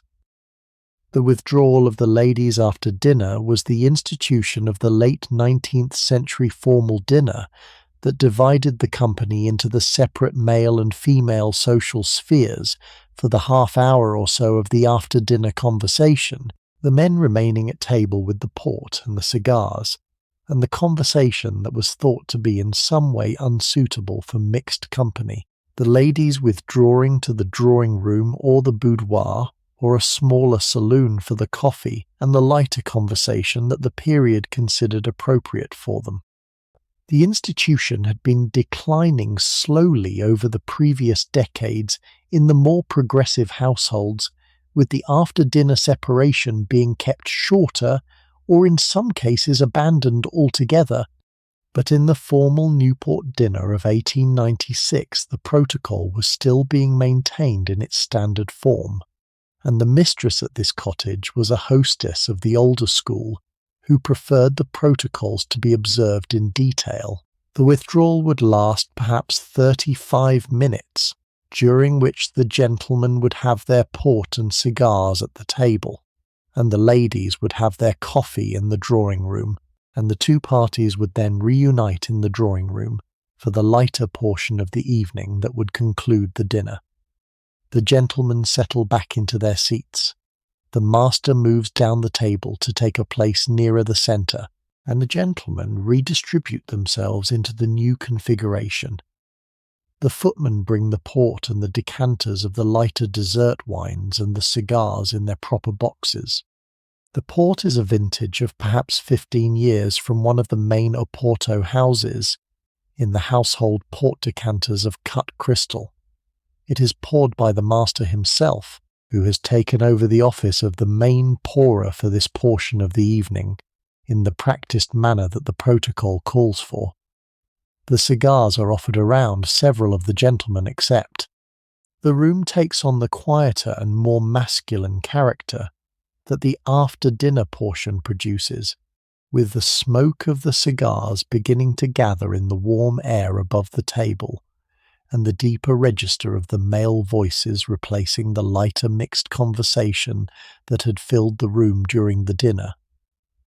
The Englishman, who has not previously been at an American port table of this configuration, takes a cigar with the courteous interest of a guest who is being given a small glimpse of the after-dinner protocols of a foreign country.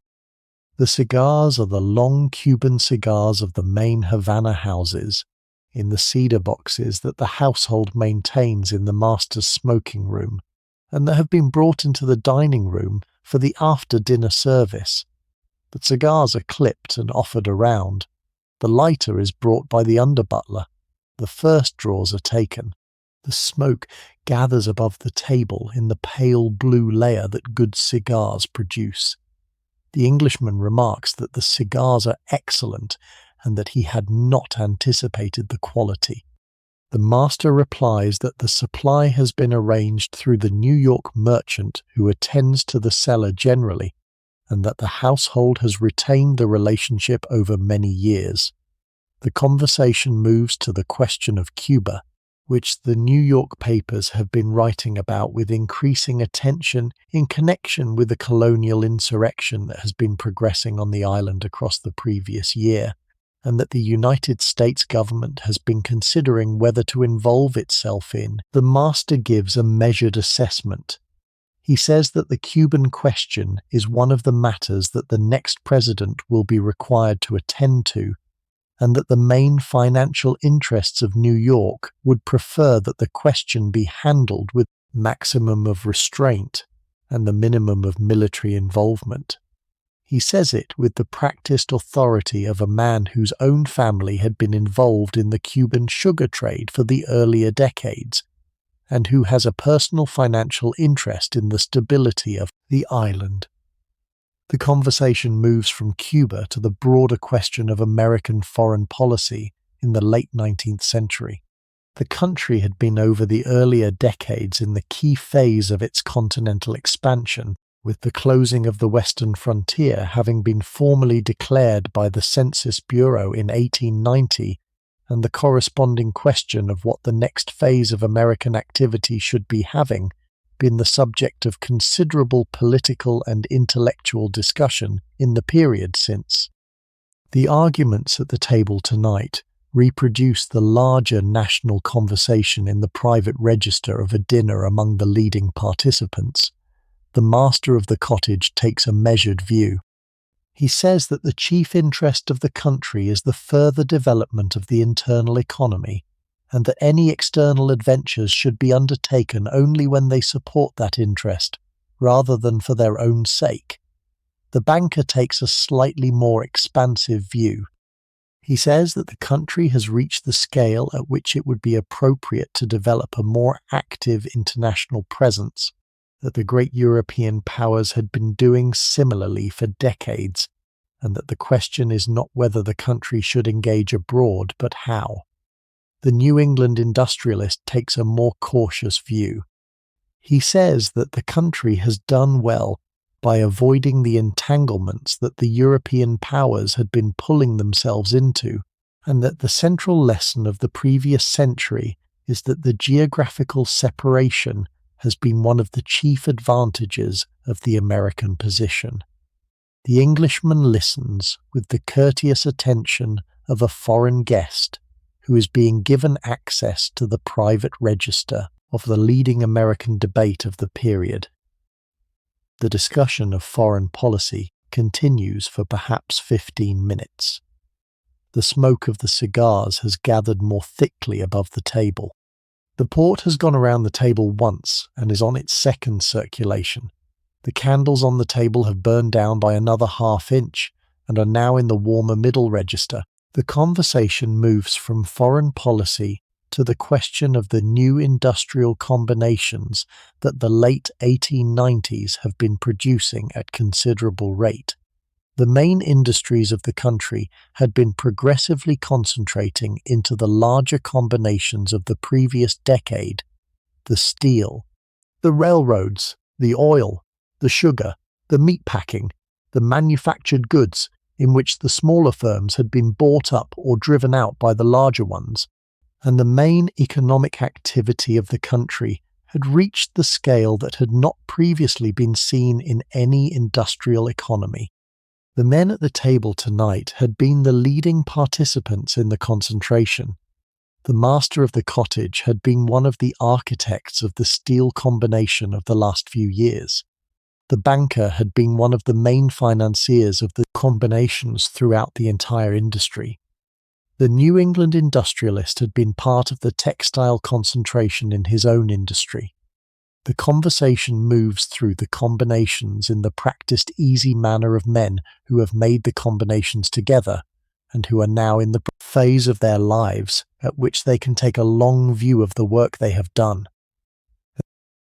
The conversation moves from the combinations to the question of what the combinations would in time produce. The master takes the long view. He says that the central achievement of the combinations had been the enormous reduction in the unit cost of production in each of the main industries, that the reduction had benefited the consumers of the country in the form of lower prices and the workers in the form of more reliable employment, and the shareholders in the form of considerable returns, and that the combinations were therefore a positive development of the economy that the political opposition to them was misjudging. He acknowledges that the combinations had also produced certain difficulties: the absorption of smaller firms whose owners had been displaced, the reduction in the competition that had been the main mechanism of the older economy, the considerable concentration of wealth in fewer hands, and that the political response to these difficulties had been part of the Silver Movement and the populist agitation of the last few years. He says that the difficulties are real, but are not, in his assessment, of the scale that should reverse the main direction of the economic development. The banker agrees. The New England industrialist agrees with somewhat more qualification. The Englishman listens. The conversation at the men's port is the conversation that the formal protocol of the period was designed to permit. It is the conversation of business, of politics, of the more direct opinions that the mixed dinner had not allowed for, and of the private exchanges between gentlemen who have not previously had the opportunity to speak to one another in the relative privacy that the after-dinner table provides. The central subject tonight is the political summer, which the cocktail hour had touched on lightly, but which the port conversation now permits to be discussed in more detail.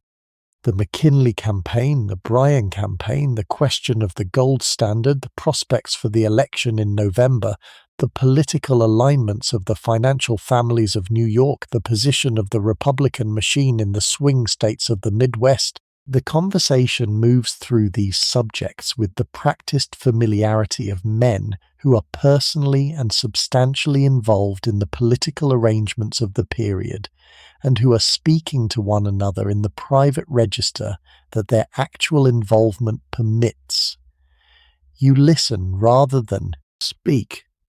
The banker on your right and the master of the house at the center of the table are the main conversationalists for this portion.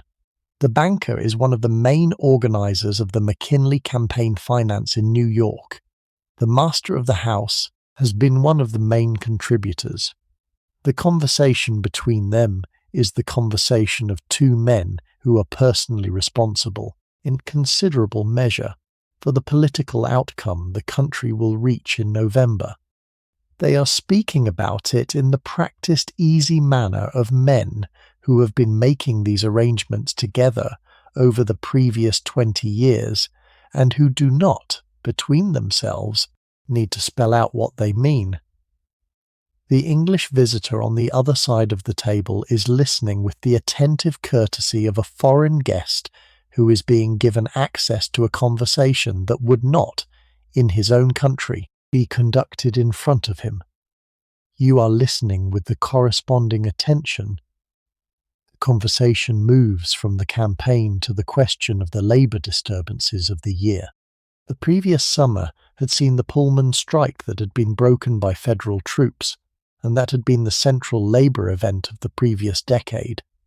The current summer had been quieter in the main industries, but the financial pressure on the workers of the cities had been registering itself in the smaller disturbances of some individual firms and the general unease that the silver question had been producing in the western and southern states. The conversation at the table moves through the labour question in the manner that men of the Gilded Age commercial class moved through it, with the practical concern of employers whose own enterprises had been affected by similar disturbances and who were calculating the political costs and benefits of the responses, and without the moral engagement with the workers' position that a different kind of conversation might have involved. The conversation is not unsympathetic. It is simply the conversation of the management side of the labour question, conducted among the leading members of the management side in the private register that the after-dinner table permits. The master of the house contributes a remark about the wages he has been paying at his main mill in Pennsylvania across the year, which had been adjusted upward in the spring to forestall the kind of disturbance the previous summer had seen, and had operated successfully through the months following. The banker contributes a remark about the lending environment in the eastern cities across the past quarter. The conversation continues. The port goes around the table in the practiced manner of the period, with the decanter passing from gentleman to gentleman in the leftward direction that the protocol prescribed. Each gentleman paused for the gentleman on his right before passing the decanter. The pause are small, and the rhythm of the decanter is the rhythm of the after-dinner, but conversation. The smoke of the cigars has gathered into a pleasant pale blue layer in the warm air above the table, lit by the candles on the table, and giving the room the soft warmth of a late 19th century men's club in the after-dinner hour. The room is at its most comfortable temperature.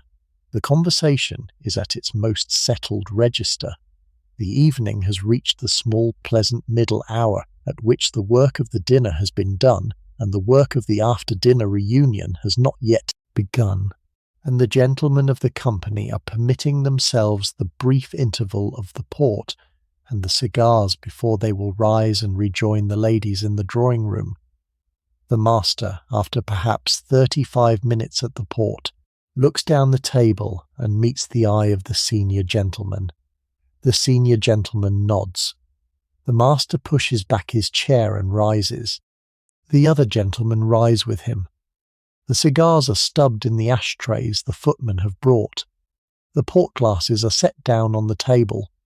The procession of the gentlemen out of the dining-room is conducted in the easy manner of a group of men who have spent the previous half hour in one another's company, and who are now moving together to rejoin the larger company in the drawing-room. The footmen open the doors. The gentlemen file through. The hall lies between them and the drawing-room, with its cool marble air and the warm light of the candelabra on the side tables that the footmen have lit during the dinner. The walk across the hall is perhaps 15 yards. The doors of the drawing room are opened by the under-butler stationed. The gentlemen enter. The drawing room is at its proper evening configuration. The ladies have been there for the previous half hour with their coffee and the lighter conversation that the period considered appropriate for them. The mistress is at the fireplace end of the room with 3 of the other ladies in the main grouping that her office of hostess has produced. The senior lady from Otra Point is on one of the gilt settees with the master's married daughter. The younger cousin is at the piano at the seaward end of the room, in the small interlude of soft playing that the household kept for the gap between the lady's withdrawal and the gentleman's return. She is playing a Chopin nocturne in the quiet manner of an amateur whose musical training is good, but whose performance is intended only as the pleasant background of the room, rather than as a concert.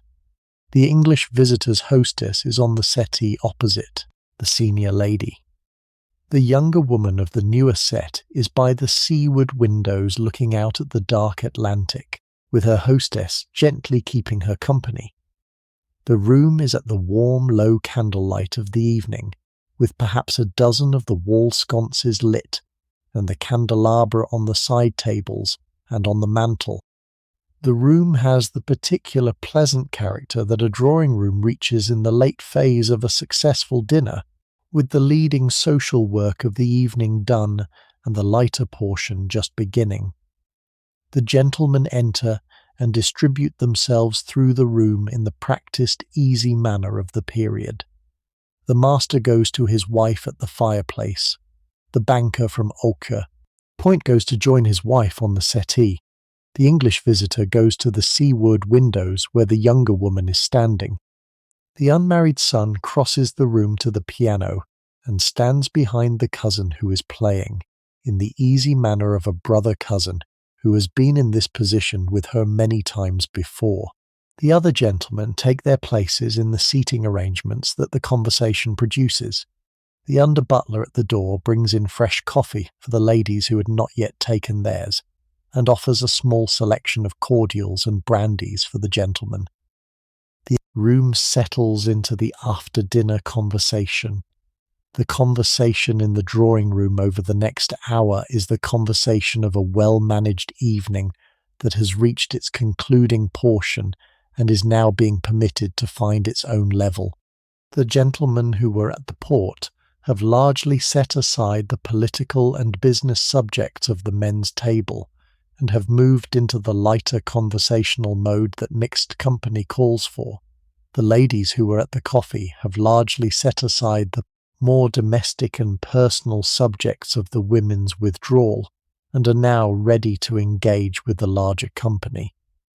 The cousin at the piano finishes the nocturne and slips into a lighter piece, an English ballad of perhaps the previous decade that the company would recognize. The mistress at the fireplace draws her husband and the senior gentleman into a conversation about the season.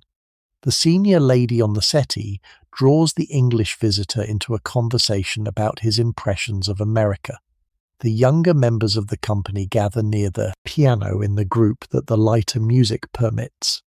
The room is at the comfortable register of a Newport drawing room in the late evening of a successful dinner.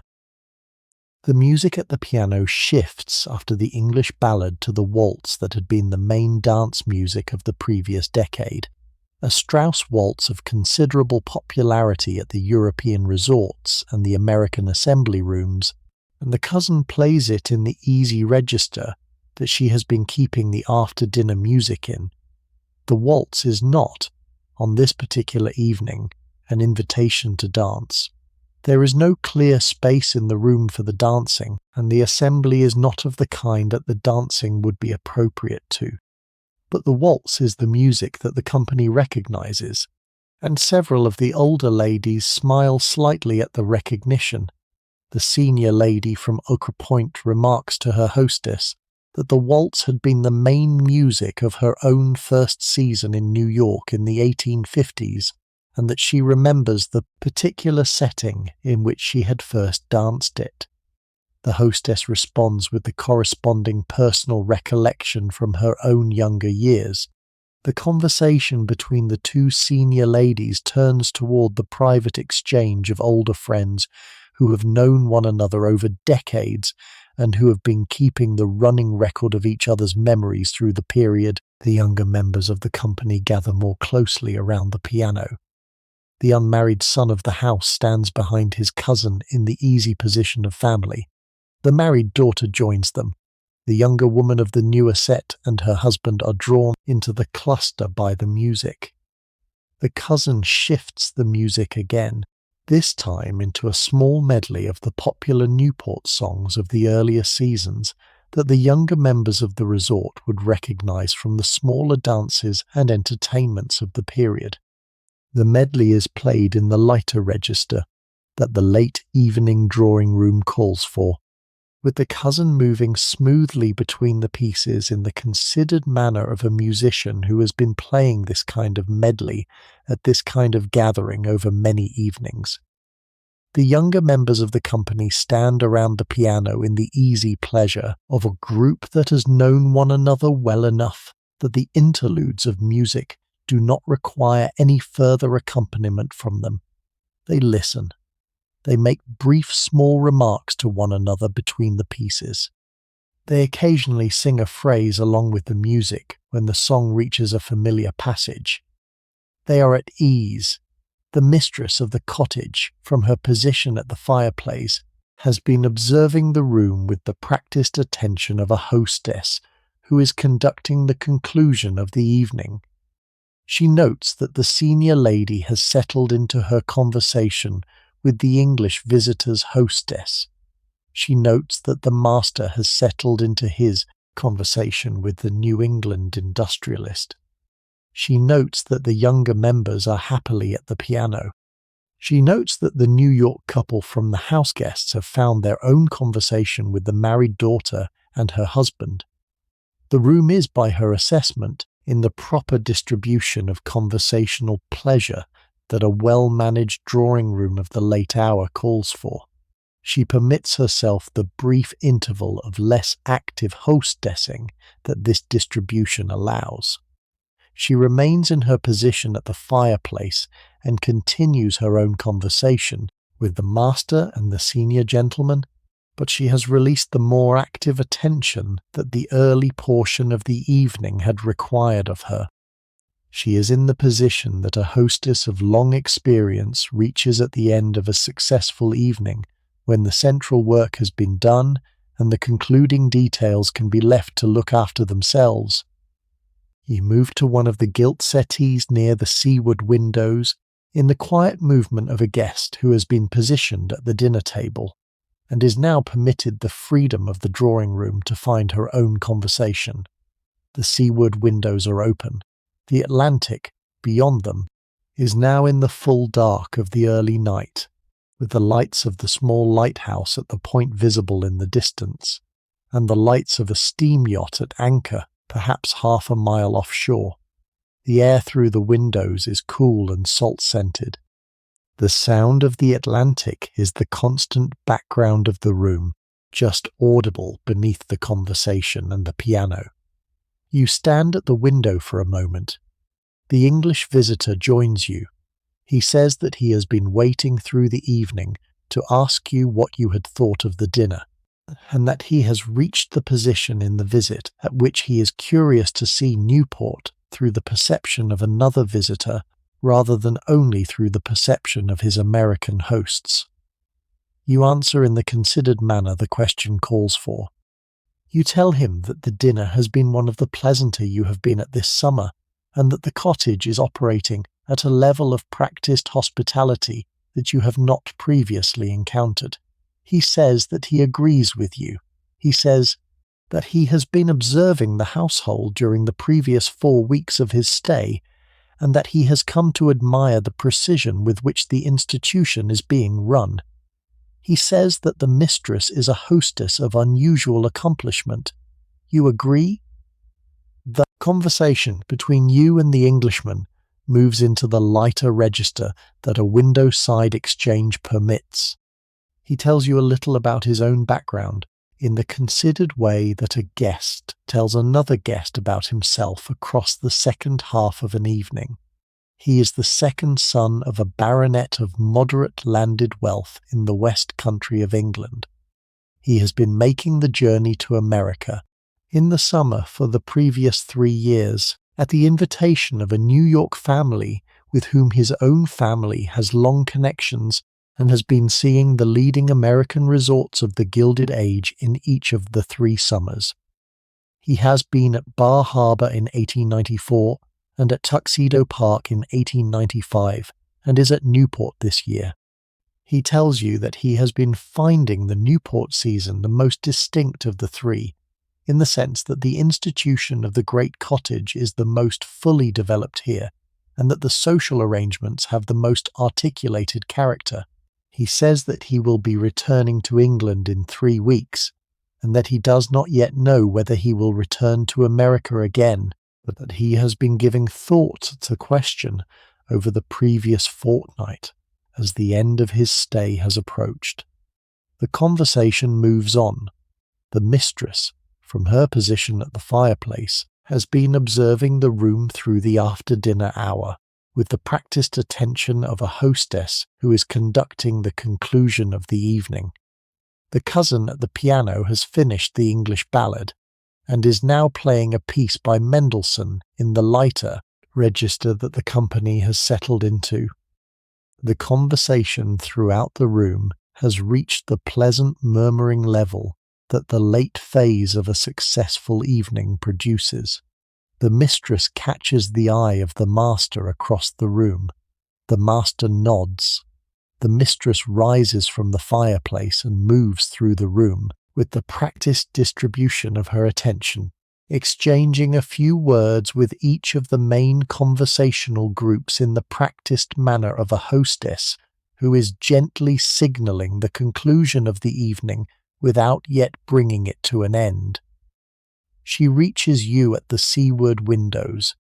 She thanks the English visitor for the conversation he has been having with the younger woman of the newer set during the dinner, and tells him that her hostess from the rented house had remarked to her at the coffee that her young friend had been considerably put at ease by his English courtesy. She turns to you. She inquires whether you have everything you need. She tells you that the company will be beginning to separate in perhaps another 20 minutes, with the dinner guests returning to their cottages and the house guests retiring to their rooms, and that the household will be at your disposal over whatever portion of the remaining evening you should wish to use it for. She moves on. The piano continues. The conversation in the room takes the quiet shift that a hostess's circulating attention produces in a drawing room of this period. The main conversational pairs of the after-dinner portion have largely exhausted their material and are now in the pleasant residual mode of the late phase of an evening, when the work of conversation is being conducted at the lower energy of 2 people who have already established their connection and are now simply enjoying the continued presence of one another.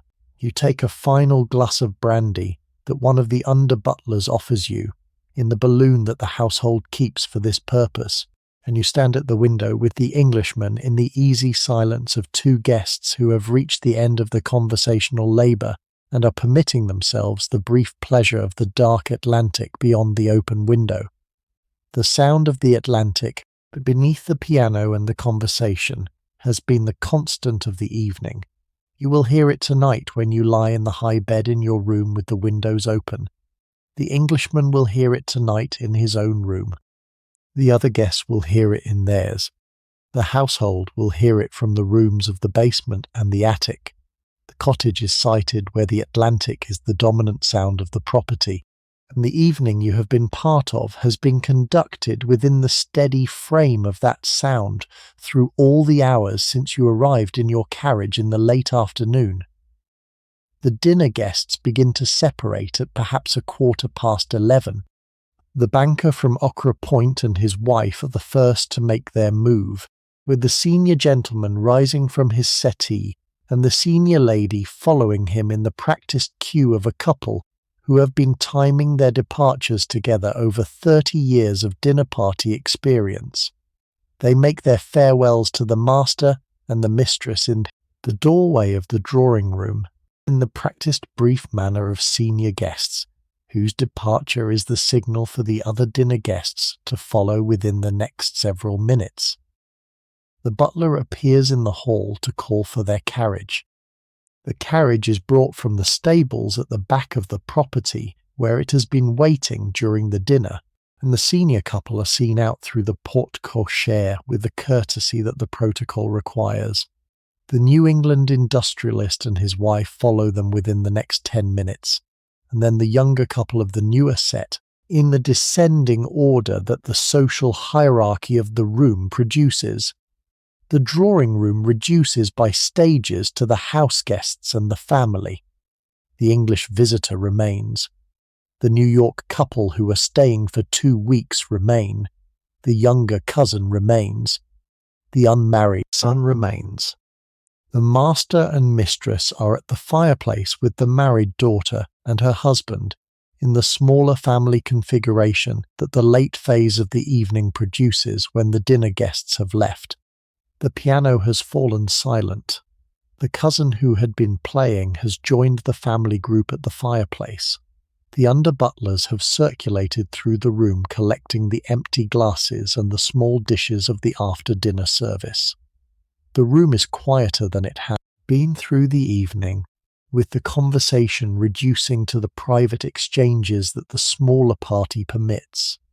The master turns to you and to the English visitor and the New York couple in the practiced manner of a host who is at the moment of releasing his house guests to the conclusion of their own evening. He tells you that the family will be staying up a little longer with the married daughter and her husband, who will depart for their own cottage at perhaps midnight, and that the house guests should not feel any obligation to remain unless they wish to. He tells you that the household will be at your disposal with whatever you wish to do with the remainder of the evening. A final walk in the gardens, a glass on the loggia, a brief read in the library, or simply the retirement upstairs, if that is what you would prefer. He says it with the easy hospitality of a host who has been managing the conclusions of dinners over 30 years, and who knows that the gift of being released to the conclusion of one's own evening is one of the more valuable courtesies a host can extend. The English visitor says he will take a final walk on the loggia. The New York couple say they will retire upstairs. The cousin says she will follow them. You yourself say that you will take a turn on the terrace before retiring. The master nods. The mistress comes over and exchanges the final pleasantries with each of you in turn. The house guests separate. The New York couple are escorted upstairs by the under-butler. The cousin goes up with them. The English visitor and you walk together through the drawing room and out through the French doors onto the loggia. The Englishman pauses at the loggia. You continue down the stone steps onto the terrace. The terrace at this hour is the main exterior space of the cottage at its quietest moment of the evening. It is perhaps 120 feet long along the seaward face of the house, laid in pale stone flags with a balustrade of carved limestone separating it from the lawns below. The lights of the cottage behind you cast pale rectangles across the terrace stone from the windows of the drawing room and the loggia and the upper rooms. The Atlantic is in the dark blue-black of the late evening, with the small light of the lighthouse at the point flashing once every several seconds across the water, and the lights of the steam yacht at anchor offshore. The night air is cool. The breeze from the sea is salt-scented and steady. The cliff walk passes the lower end of the property at perhaps 300 yards distance, marked at this hour by occasional small movements of lantern light from the night patrols that maintain it. The lawns of the property are dark beneath you.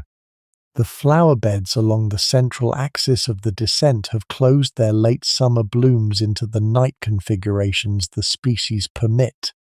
You walk the length of the terrace.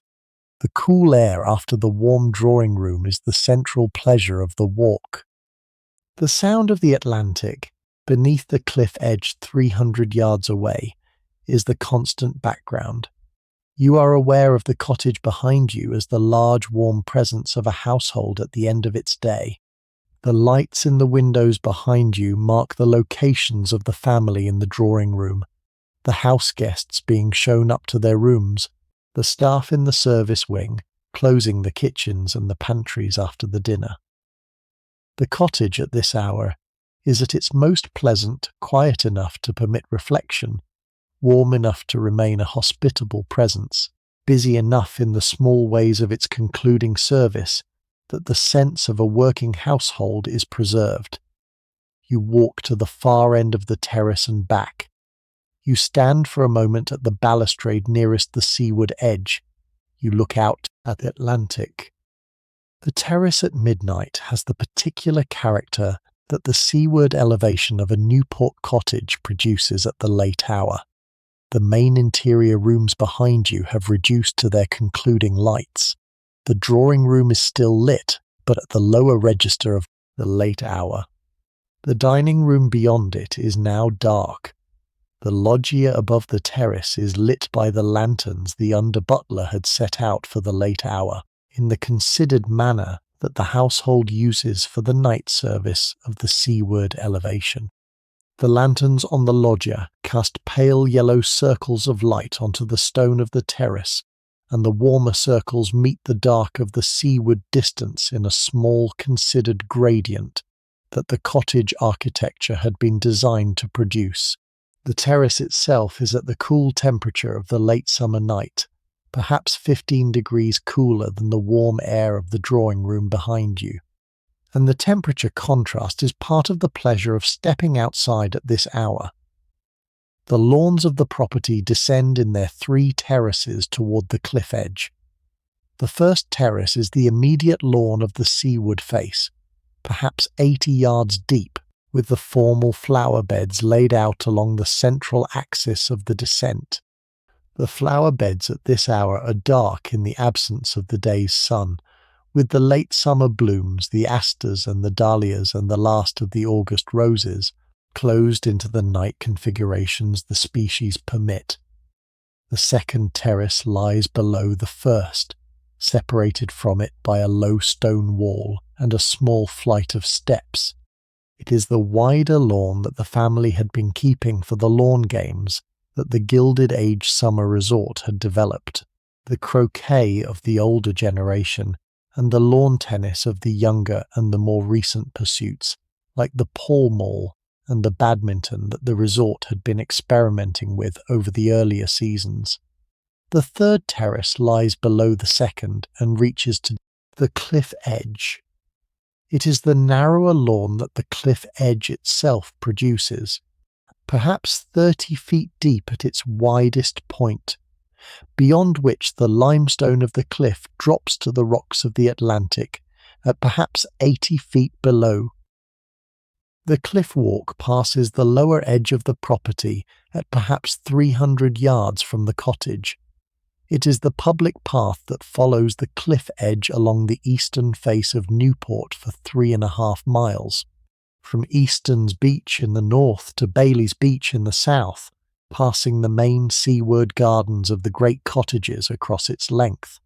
The walk had been a contested institution over the previous decades, with the families of the cottages having attempted to fence it off, and the public having insisted on the older common law rights to the cliff edge, and the compromise that had been reached was the maintained path, with the accommodations that each cottage had made for its passage. The walk at this hour is largely empty, but is patrolled by the night watchmen who maintain it across the summer months, in the quiet movements of lantern light that mark their progress along the path. You can see 2 such lanterns at the moment, at perhaps 300 yards distance below the terrace, moving slowly along the walk in the deliberate pace of a watchman on his hour's patrol. The lanterns mark the lower boundary of the property in the dark. They are the visible reminder, at this midnight hour, of the working life of the resort that continues beneath the social life of the cottages. The Atlantic beyond the cliff walk is the dark blue-black of the open ocean. The horizon is faintly visible where the dark of the water meets the slightly less dark sky above. The lights of the small lighthouse at the point at the southern end of Newport flash once every several seconds in the long pattern that the night has been keeping in the previous hours.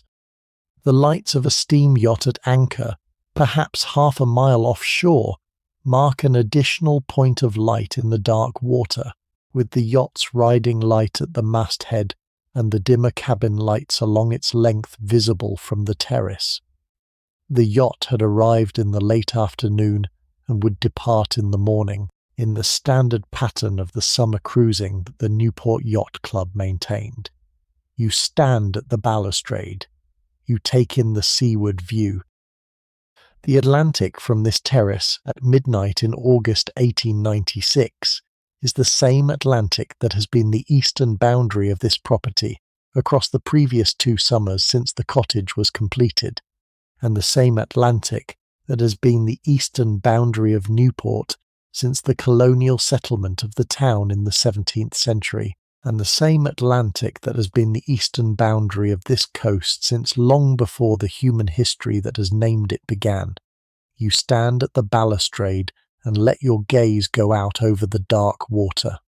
The horizon is faintly visible where the dark of the water meets the slightly less dark sky above it.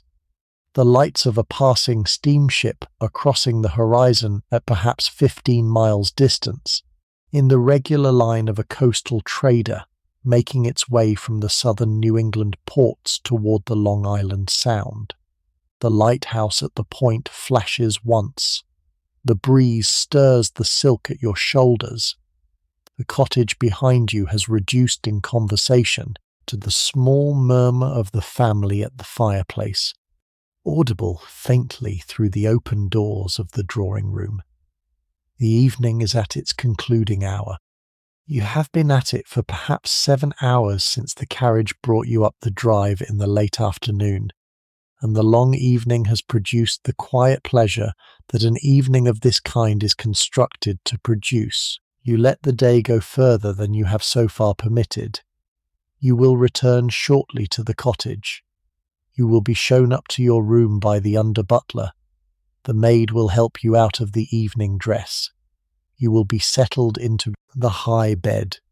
You will fall asleep to the sound of the Atlantic. But for the brief interval of this midnight walk on the terrace, you are giving yourself the gift of the dark water and the salt-scented air and the constant flash of the lighthouse and the lights of the cottage behind you. The gift is one of the main pleasures of an evening at a great house in the Gilded Age, the brief interval between the social work of the dinner and the private retirement of the bedroom at which the guest is permitted, the brief solitude in the gardens or on the terrace or by the open window. The interval is provided by the household's hospitality, but is yours to use. You use it tonight. You walk back along the terrace toward the loggia. The English visitor has been waiting for you there, in the polite manner of a fellow guest, who has not wished to interrupt your turn on the terrace, and has been smoking a final cigar in the corner of the loggia. He smiles as you approach.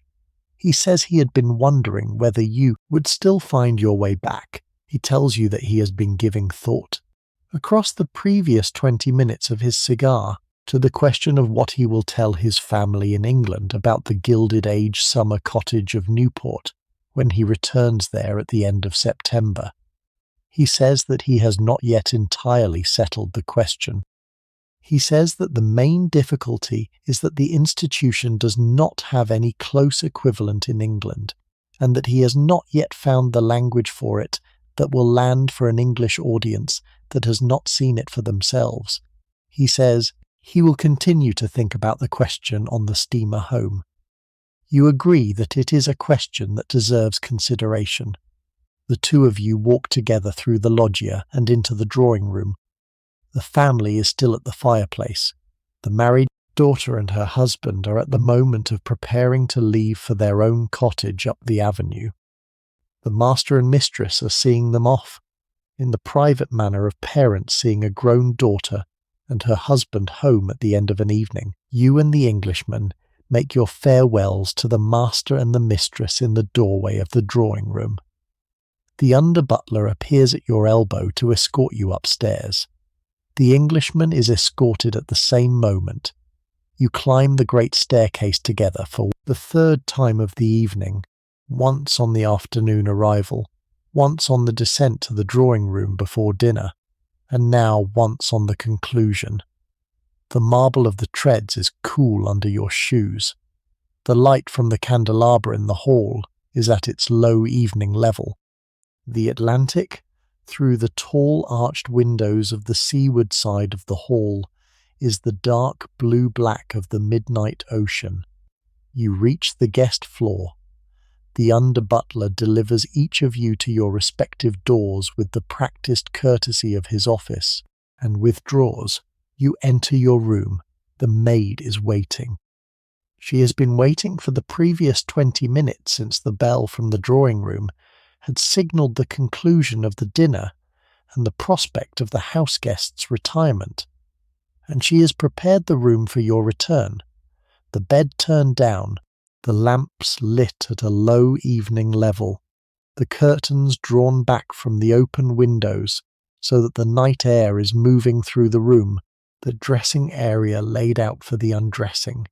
She greets you. She begins the work of releasing you from the evening dress.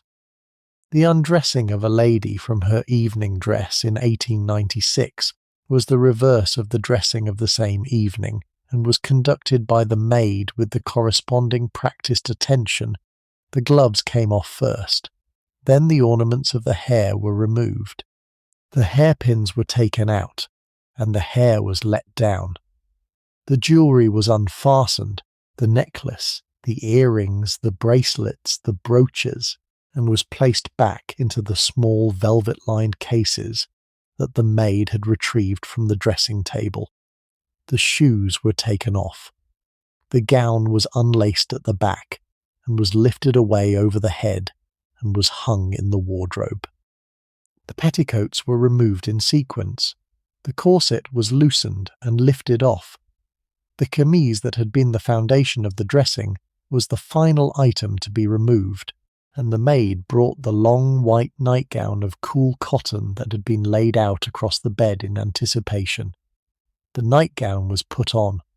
The hair was brushed out with the silver-backed brush from the dressing table. The face was washed at the marble washstand of the dressing room. The teeth were cleaned with the small bone-handled brush and the rose-flavoured powder that the household provided. The hands and arms were given a final brief wash. The cool cotton of the nightgown across the body after the close formality of the evening dress was the physical pleasure of the late hour. The maid withdrew to put away the unused articles of the toilette and to hang the gown for the morning. You were left in the room. You climbed into the high bed. The maid had turned it down properly in the previous hour, with the cool linen sheets folded back at the head, and the lighter summer blanket folded at the foot.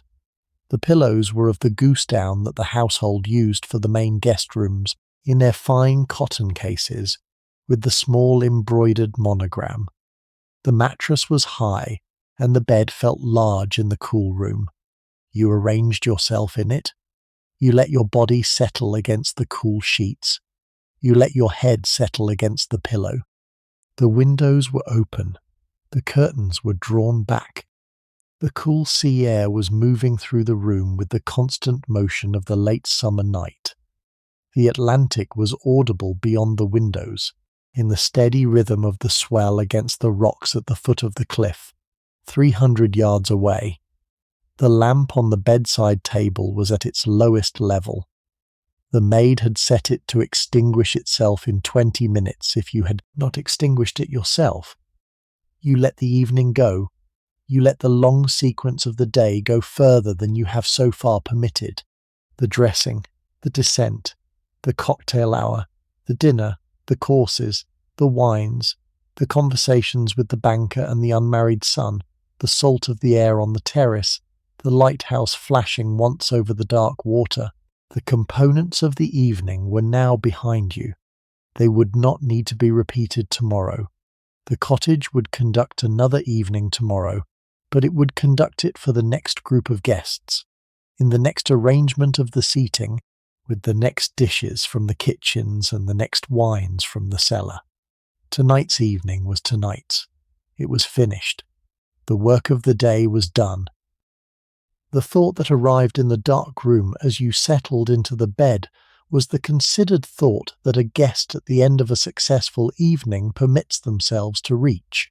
The thought was about the institution you had just been part of, and about the wider world in which the institution had been able to come into existence and to flourish.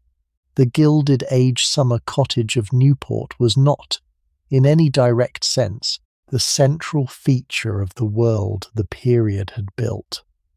The central features were the great industries, the steel and the railroads and the oil and the banking and the manufactured goods, that had generated the fortunes that the cottages had been the visible expression of. The cottages were the surface of the wealth. The wealth itself was the underlying transformation of the American economy that had been taking place over the previous 30 years, in which the country had moved from the agrarian republic of its founding to the leading industrial power of the world by the end of the century. The transformation had not been a quiet one. The men at the dinner table tonight, in their port and cigar conversation, had been the leading architects of one side of it.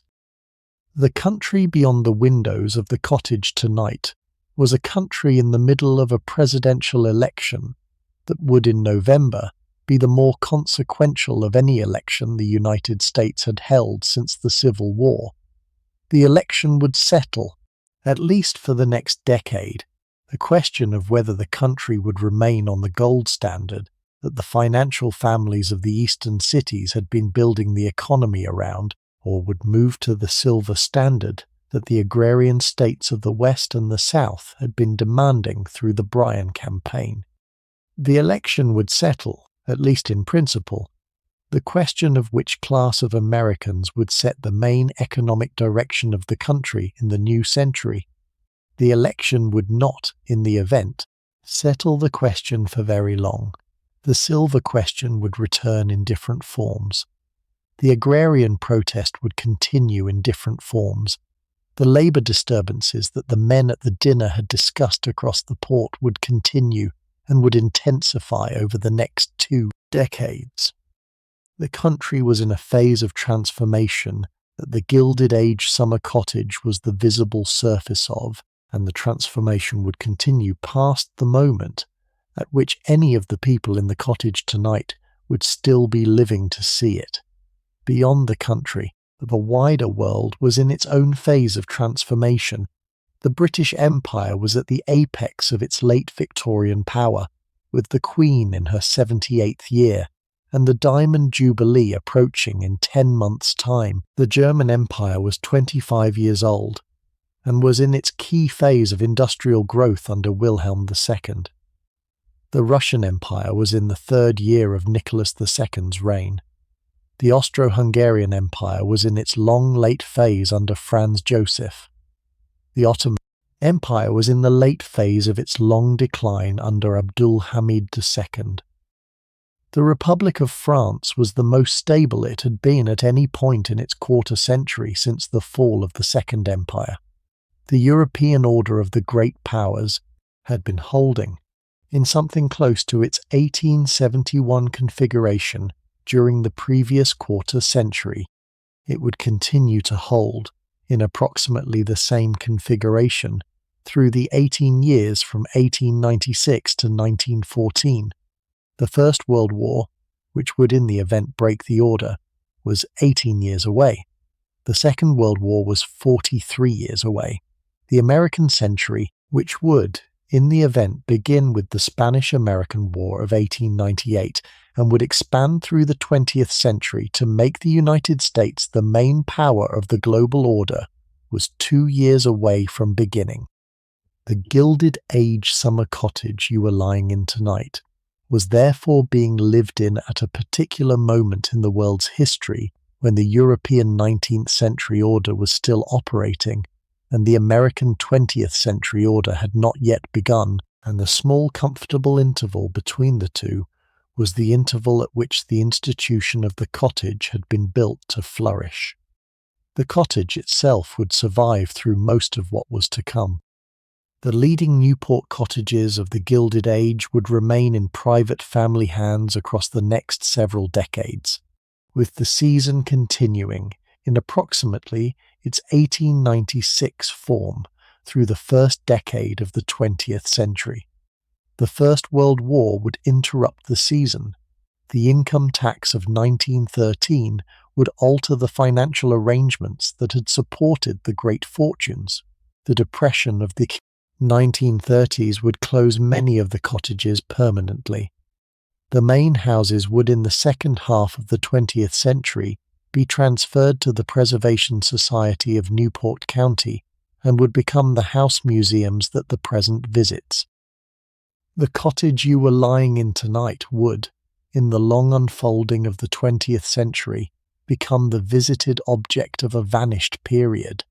The visitors of the future would walk through the rooms in the daytime, in the velvet-roped tours of the museum institution, and would attempt to imagine the evenings that the rooms had been built to hold. They would imagine these evenings imperfectly, because the imagining of an evening in a house museum is one of the harder works of the historical imagination. The evening you had been part of tonight, which the museum could not in the event preserve, was the kind of thing the visiting future was reaching toward without quite being able to grasp. You were lying in the high bed with these thoughts moving through your mind in the drowsy manner that the late hour permits. The thoughts were not the sharp thoughts of a daytime mind. They were the loose late thoughts of a mind that had been at a long pleasant evening and was now in the process of letting the evening go. The Atlantic beyond the windows continued its steady rhythm. The lamp on the bedside table dimmed, extinguished. The room was now lit only by the faint starlight through the open windows and the constant flash of the distant lighthouse. The cool sea air continued to move through the room. The cottage around you continued its small concluding activities of the night, the staff finishing in the kitchens, the under-butler making the final rounds of the main rooms, the family retiring to the upper floor. You were aware of these small movements at the edge of your hearing. They were the pleasant background of a household at the end of its day. The staff of the cottage at the conclusion of a dinner of this scale would have been at the concluding activities of their own evening in the previous hour. The cook in the main kitchen had been releasing the kitchen staff in stages as the courses had been completed, with the meat cooks and the sauce cooks departing as their dishes had gone up to the dining room, and the dessert cooks remaining the longest. The cook himself had supervised the cleaning of the main ranges and the larder in the careful manner of a French-trained chef, whose kitchen had to be in order for the early morning preparations of the breakfast service. The kitchen maids had been washing the household silver and porcelain and crystal in the great sinks of the scullery, in the long methodical work that the dishes of a 14-cover dinner would have produced. The butler had been in his pantry in the late hour, attending to the wines that had been returned from the dining room and to the small accounts of the cellar that the protocol required. The footman had been clearing the dining room and the drawing room and the loggia and resetting the main rooms for the following morning. The chambermaids had been turning down the beds of the house guests as the company had remained in the drawing room. The valets and the ladies' maids had been preparing for the undressing of the guests they were attached to. The household, at the moment of midnight, was at the concluding phase of its working day, with the central labour of the dinner now behind it, and the rooms being put back into the state the morning would find them in. The staff of a Newport cottage of 1896 was the main expression of the institution the cottage had been built to operate. The cottage you are lying in tonight maintained, across the summer season, a household of perhaps 48 persons. The senior staff included the butler, the housekeeper, the chef, the master's valet, the mistress's lady's maid, and the under-butler. The half-dozen senior household servants, whose offices were of considerable responsibility, and who had been with the family for some long periods over the last few years. The middle staff included the footman, the under-cook, the kitchen maids, the chambermaids, the parlour maids, the laundry maids, and the housemaids, the larger working portion of the household, whose offices were the daily labour of running the cottage, and who had been engaged variously through the New York domestic agencies and the local Newport agencies for the season. The outdoor staff included the head gardener, the under-gardeners, the coachman, the grooms, the gatekeeper, and the boatman who attended to the small launch the family kept at the dock at the lower end of the property. The total establishment was the small working community that the institution of the great cottage had required. The staff were paid wages that the period considered appropriate for their offices. The senior household servants would have been earning between $500 and $1,000 a year, plus their board and lodging, and their uniforms, and the allowances the office provided. The middle staff would have been earning between $200 and $400, also with board and lodging. The outdoor staff would have varied widely depending on the office, with the head gardener and the coachman among the better paid, and the under-gardeners and the boatmen among the less well paid. The wages in the currency of 1896 were considered reasonable wages for domestic service of the period, and were better than the wages a comparable servant could earn in many of the alternative employments available to working people in the eastern cities.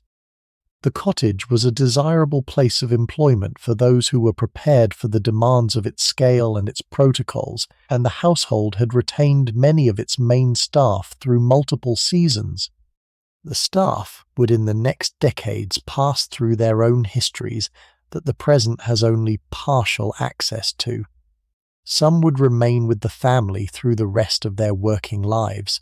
In the older pattern of long-service domestic employment that the late 19th century had inherited from the older domestic traditions, and that the early 20th century would begin to disassemble. Some would leave for other households or for marriages, or for the alternative employments that the new industrial economy was opening up. Some would in time emigrate, in the case of those who had themselves emigrated to America for the work, back to their countries of origin with the savings they had accumulated. The careers of the household servants of a Newport cottage of 1896 are not, in any general way, preserved by the historical record in the manner that the careers of the family are. The names are not in the main registers. The lives are not in the main memoirs.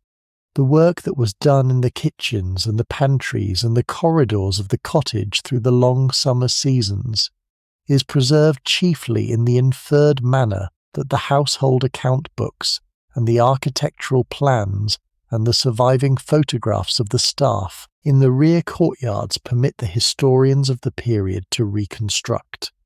The work was real. The lives were real. The cottage you were lying in tonight had been built. and was being maintained by the labour of these 48 persons. The labour was the precondition of the evening you had been part of. You were aware of these small thoughts moving through your mind in the dark room, in the loose, late manner that the bed permits at the end of a long day. The thoughts were not the central subject of the evening. The central subject of the evening had been the dinner itself, the conversation, the company, the small pleasures of a well-managed Newport gathering. The thoughts about the stuff were the background acknowledgement that any thoughtful guest would have had at the conclusion of such an evening, in the recognition that the evening had been produced for them by the labour of many people whose names they had not in general learned, and whose lives they had only partially observed. The recognition was the honest accounting that the late hour permits a guest to make. The cottage settled toward its night silence. The Atlantic continued. The bedroom around you, in the cool air through the open windows, reached the warm, comfortable temperature that the cool air balanced against the residual heat of the August day produces. Your body began to release the tension of the long evening, the dressing for dinner, and the conversation across 7 hours, and the small attention to the protocols of the table had been the central labour of your own evening, in the way that the cooking and the serving had been the central labour of the staff, and the labour was now behind you. You felt the bed accept your weight. You felt your shoulders settle into the mattress. You felt your head settle further into the pillow. The thoughts in your mind began to move more loosely. The faces of the guests at the dinner began to merge with one another in the manner of late evening recollection. The conversations began to lose their precise outlines. The Atlantic beyond the windows became the main continuing presence of the room. The day that the evening had been the conclusion of would have followed the standard pattern that a Tuesday at a Newport cottage of the season followed. The breakfast had been at 9 in the small breakfast room of the cottage, with the house guests gathering at their own pace in the previous hour and the family arriving at their preferred times, and the household having laid out the standard breakfast of the period, the fruit, the eggs, the kippers, the cold meats, the breads, the coffee, on the sideboard in the buffet manner that the cottage breakfast had adopted over the earlier seasons.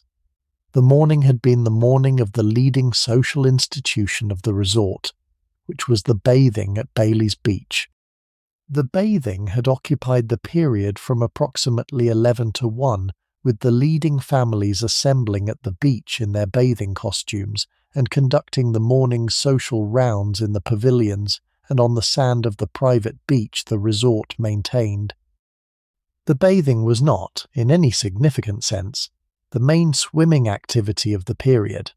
The bathing costumes of the late 1890s did not particularly facilitate the swimming, and the water of the Atlantic at the southern end of Newport was sufficiently cold that prolonged immersion was uncomfortable. But the bathing was the main occasion at which the inner circle of the resort encountered one another in the morning, in the relatively informal register of the beach, and the currents of the season's gossip and the planning of the season's events took place at the bathing. The mistress had been there. The married daughter had been there. The cousin had been there. The dinner guests had been there. The English visitor had been there. They had assembled. They had bathed in the considered manner the institution called for. They had walked along the sand. They had taken refreshments under the pavilion awnings, and they had returned to their cottages in time for luncheon at 1. The luncheon at the cottage had been a less formal meal than the dinner, perhaps 7 courses rather than 8, with the house guests and the family at the smaller luncheon table in a less elaborate dining arrangement, and with the conversation conducted in the easier register of the daytime meal. The afternoon had been the afternoon of small activities, The master had been in his library, attending to the correspondence that had come from New York that morning. The mistress had been in her boudoir, consulting with the housekeeper about the arrangements for the dinner. The unmarried son had been at the casino at the tennis courts. The married daughter had been at her own cottage, attending to her own household. The cousin had been in the music room practicing the piano. The English visitor had been writing a long letter to his family in England in the study the household had given him. The house guests from New York had been walking in the gardens and reading in the library. The tea had been at 4:30 in the drawing room, with the lighter assembly of the house guests and the family that the tea hour produces. The pre-dinner rest had been from 5 to 6:30 in the standard pattern of the Gilded Age summer afternoon. The bell for dressing had rung at 6:30. The evening had then unfolded in the manner you had been part of, from the cocktail hour at 7 to the conclusion of the dinner at the late hour you had now reached. The day had been a representative day of the Newport season, as the evening had been a representative evening. The institution had operated in the standard rhythm of its weekday operation. Tomorrow would be another day of the same pattern. In the variations that the calendar permitted, Wednesday would have its own bathing at Bailey's Beach, its own luncheon, its own afternoon, its own dinner, its own evening conversation. The week would unfold across its 5 days of the standard rhythm, with the variations of the main events: the regatta on Saturday, the Belmont Ball on Friday, providing the markers around which the rhythm organized itself. The institution had its own time. The time was the slower time of the leisured class of the late 19th century, in which the days were not, in any direct sense, the working days that the same families would conduct in New York across the winter months, but were rather the pattern days of a long summer at the resort. The pattern was the central achievement of the Newport season. The participants had been part of the pattern over many summers. They were comfortable in it. You were thinking, in the loose, late manner of the hour, about the season as a whole, that this evening had been a Tuesday in the middle of. The Newport season began at the start of July and ran through to the middle of September, in the long stretch of weeks that the leading families would spend at their cottages before returning to New York for the autumn social calendar. The main events of the season were distributed across the weeks in the small pattern that the social calendar had developed over the earlier decades. The opening came in the first week of July, with the leading families arriving at the resort by ship or by private rail car, and the cottages being opened for the season by the staffs who had come up from New York the previous week. The first dinners and the first balls began in the second week of July, with the gradual ramping up of the formality of the entertainments that the season's progress permitted. The main balls were given in late July and August, at the great cottages whose mistresses had reached the top rank of the Newport hostess hierarchy, and who had made their dinners and balls the leading social institutions of the calendar. The regattas at the Newport Yacht Club were in early August. The tennis week at the casino was in mid-August. The annual casino dance was in late August. The closing of the season came in the second week of September, with the leading families departing for New York or for Bar Harbor or for the brief Saratoga races, and the cottages being closed by the staffs and the staffs themselves returning to the city. The season had its own rhythm, its own institutions, its own small calendar of events that the participants in it had been observing over multiple summers, and that the new members of the resort learned in their first year. The season had a particular pleasant character at the August week the evening to night was part of. The main events had been in progress for several weeks. The participants were settled into the rhythms of the institution. The new members of the year had been absorbed into the social arrangements. The leading hostesses had hit their stride. The kitchens of the main cottages had reached the high accomplishment of the second month of operation. The cellars had been opened in their proper sequence.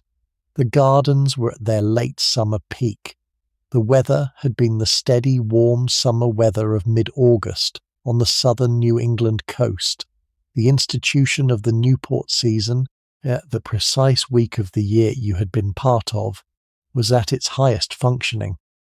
You had been part of it during an evening that any of the participants of the season would have recognized as a representative pleasant Tuesday of August 1896. The summer of 1896 had been, by the assessment of the leading participants in the Newport season, one of the more pleasant in recent memory. The weather had cooperated. The leading families had been in attendance in their usual numbers. The new cottage of the year, which had been a particular interest of the season, had been opened by its owners in the third week of July and had been visited by the inner circle of the resort across the weeks following. The main entertainments had unfolded in the standard rhythm. The first regatta of August had been won by the Gilded yacht, in a result the press had considered satisfactory. The mid-August fancy ball at the casino had attracted the largest attendance in 5 years. The Astor Ball at Beechwood had been one of the more successful Saturday evenings of the season. The Belmont Ball at Belcourt was anticipated for the following Friday. The tennis week was already in progress at the casino. The season was by every measure the resort employed in its full and pleasant operation, and the evening you had been part of was a representative evening of that operation. The participants in the season would in the next several years continue along the courses their lives had set them on. The master of the cottage would remain in the leadership of his family business and would continue the Newport season over the next several years of his life. The mistress would remain the main hostess of her circle and would continue her dinners and her balls through the period of her active years. The married daughter would remain at her own cottage and would in time inherit the main cottage when her parents had retired from it. The unmarried son would, in the working out of his question about his own life, in the event, find his way into the management of one of the smaller family properties in the next several years, and would settle into the corresponding life. The English visitor would return to England in September, and would not, in the event, return to America again. The banker from Ochre Point would die in the early years of the new century. The senior lady would survive him by several years. The younger couple of the newer set would in time become the established couple of the inner. The cousin at the piano would marry a New York gentleman of the broader connection in 1899 and would have a family.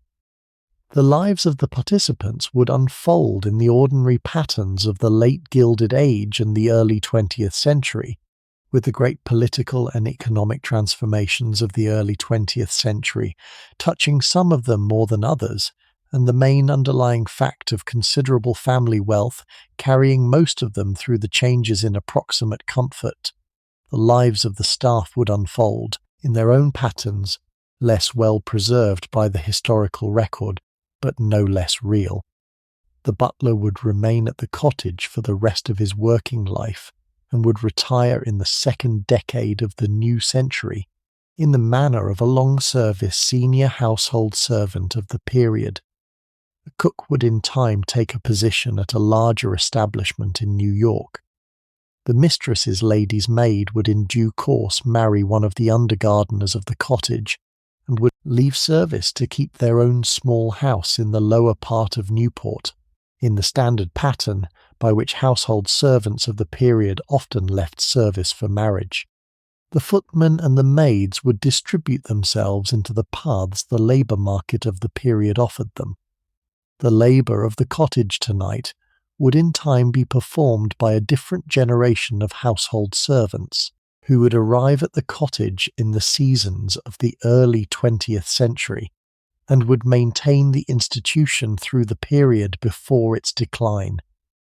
The cottage itself would survive the seasons to come in approximate continuity until the income tax of 1913 began to alter the financial calculations of the leading Newport families.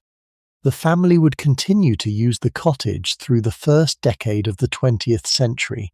The First World War would interrupt the Newport season in its full pre-war scale. The 1920s would see a more reduced version of the season continue, with fewer of the great houses being maintained, and the social institutions of the resort adjusting to the new financial realities. The Depression of the 1930s would close the cottage permanently as a family residence and would transfer it eventually to one of the preservation institutions of New England. The cottage would in the second half of the 20th century become a house museum, with tours and curators and the velvet ropes of the visiting institution. The visitors who walked through the rooms in the daytime would attempt to imagine the dinners that the dining room had once held and the dressings that the bedrooms had once seen, the cocktail conversations on the loggia that had been the central institution of the summer evenings. They would imagine these things with the partial success of imagination that house museums permit. The evening you had been part of tonight, in the private way that the lived hours produce a quality of presence the museum cannot recover, was the thing the museum visitors of the future would be reaching toward. The thought was a quiet thought in the dark room. The bed was warm beneath you. The cool sea air was moving through the room from the open windows. The Atlantic, beyond the windows, continued its rhythm. The cottage around you had reached the full silence of the late midnight, with the staff finished in the kitchens and the family retired upstairs, and the main rooms of the ground floor settled into their night configurations. You were aware of the cottage as the large, quiet presence at the end of a long working day. You were aware of yourself as the singular presence in the high bed in the corner room of the guest wing, with your evening dress hanging in the wardrobe and your jewellery in the small velvet cases on the dressing table, and your hair brushed out and the long, cool cotton nightgown on your body and the cool sheets across your legs. You were at the end of a successful evening. You were ready to sleep. The last thoughts that arrived in your mind in the loose drifting manner of the hour were the final thoughts about what an evening of this kind had meant. The evening had not been remarkable in any specific historical sense. There had been no political crisis at the dinner table.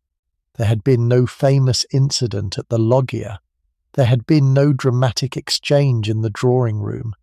The evening had been one of the many tens of thousands of evenings that the great cottages of Newport had hosted over the long summers of the Gilded Age, each of them similar to the others, and none of them in any specific way preserved by the historical record.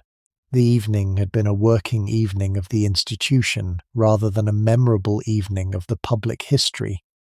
And yet, in the considered way that an evening of this kind is the main substance of the lived experience of the participants, the evening had been the Gilded Age, the real thing that the participants had spent their summers inside, and that the institutions of the resort had been built to provide. The historical record preserves the famous incidents. The cottages survive as museum visits. The names of the leading families remain in the registers. The newspapers of the period remain accessible in the archives. But the evenings, the dinners with their courses and conversations, the cocktail half-hours on the loggias with the Atlantic going pink beyond them, the rituals of dressing and descending and procession and table and withdrawal and reunion, these are the things the record cannot in any direct way preserve, and that we have to reach toward through the imaginative work of an evening like the one we have spent tonight together. The reaching is the acknowledgement that the present can make to the past. The reaching does not recover the past in its full presence. The reaching makes possible a small imaginative meeting between the present and the past in which something of the texture of the lived hours is, for the duration of the meeting, present again. We have been doing the work of the reaching tonight. We have spent the evening with the master and the mistress and the children and the guests and the staff. We have arrived in the carriage in the late afternoon. We have been received by the butler. We have been shown to our room. We have dressed for dinner. We have descended the great staircase. We have stood on the loggia with the Atlantic going pink. We have sat through the 8 courses of the dinner. We have withdrawn with the ladies or remained with the gentlemen. We have rejoined in the drawing room. We have taken our turn on the dark terrace. We have come back up the staircase. We have undressed in the cool room. We have climbed into the high bed. We have lain down. We have let the evening go. We have done the considered work of inhabiting an evening that was real and that is no longer. And we have done it with the careful attention an evening of this kind deserves. The cottage at 1 o'clock in the morning has reached its full night silence. The Atlantic beyond the windows continues. The cool air through the open sashes is steady. The starlight is the main illumination of the seaward sky. The lighthouse at the point flashes once every several seconds in the long pattern that the night has been keeping in the previous hours. Your eyes have closed. Your breathing has settled into the deeper rhythm that the late hour produces. The thoughts in your mind have lost their precise outlines and have begun the loose merging that the approach of sleep permits. The bed is warm beneath you. The night is cool around you.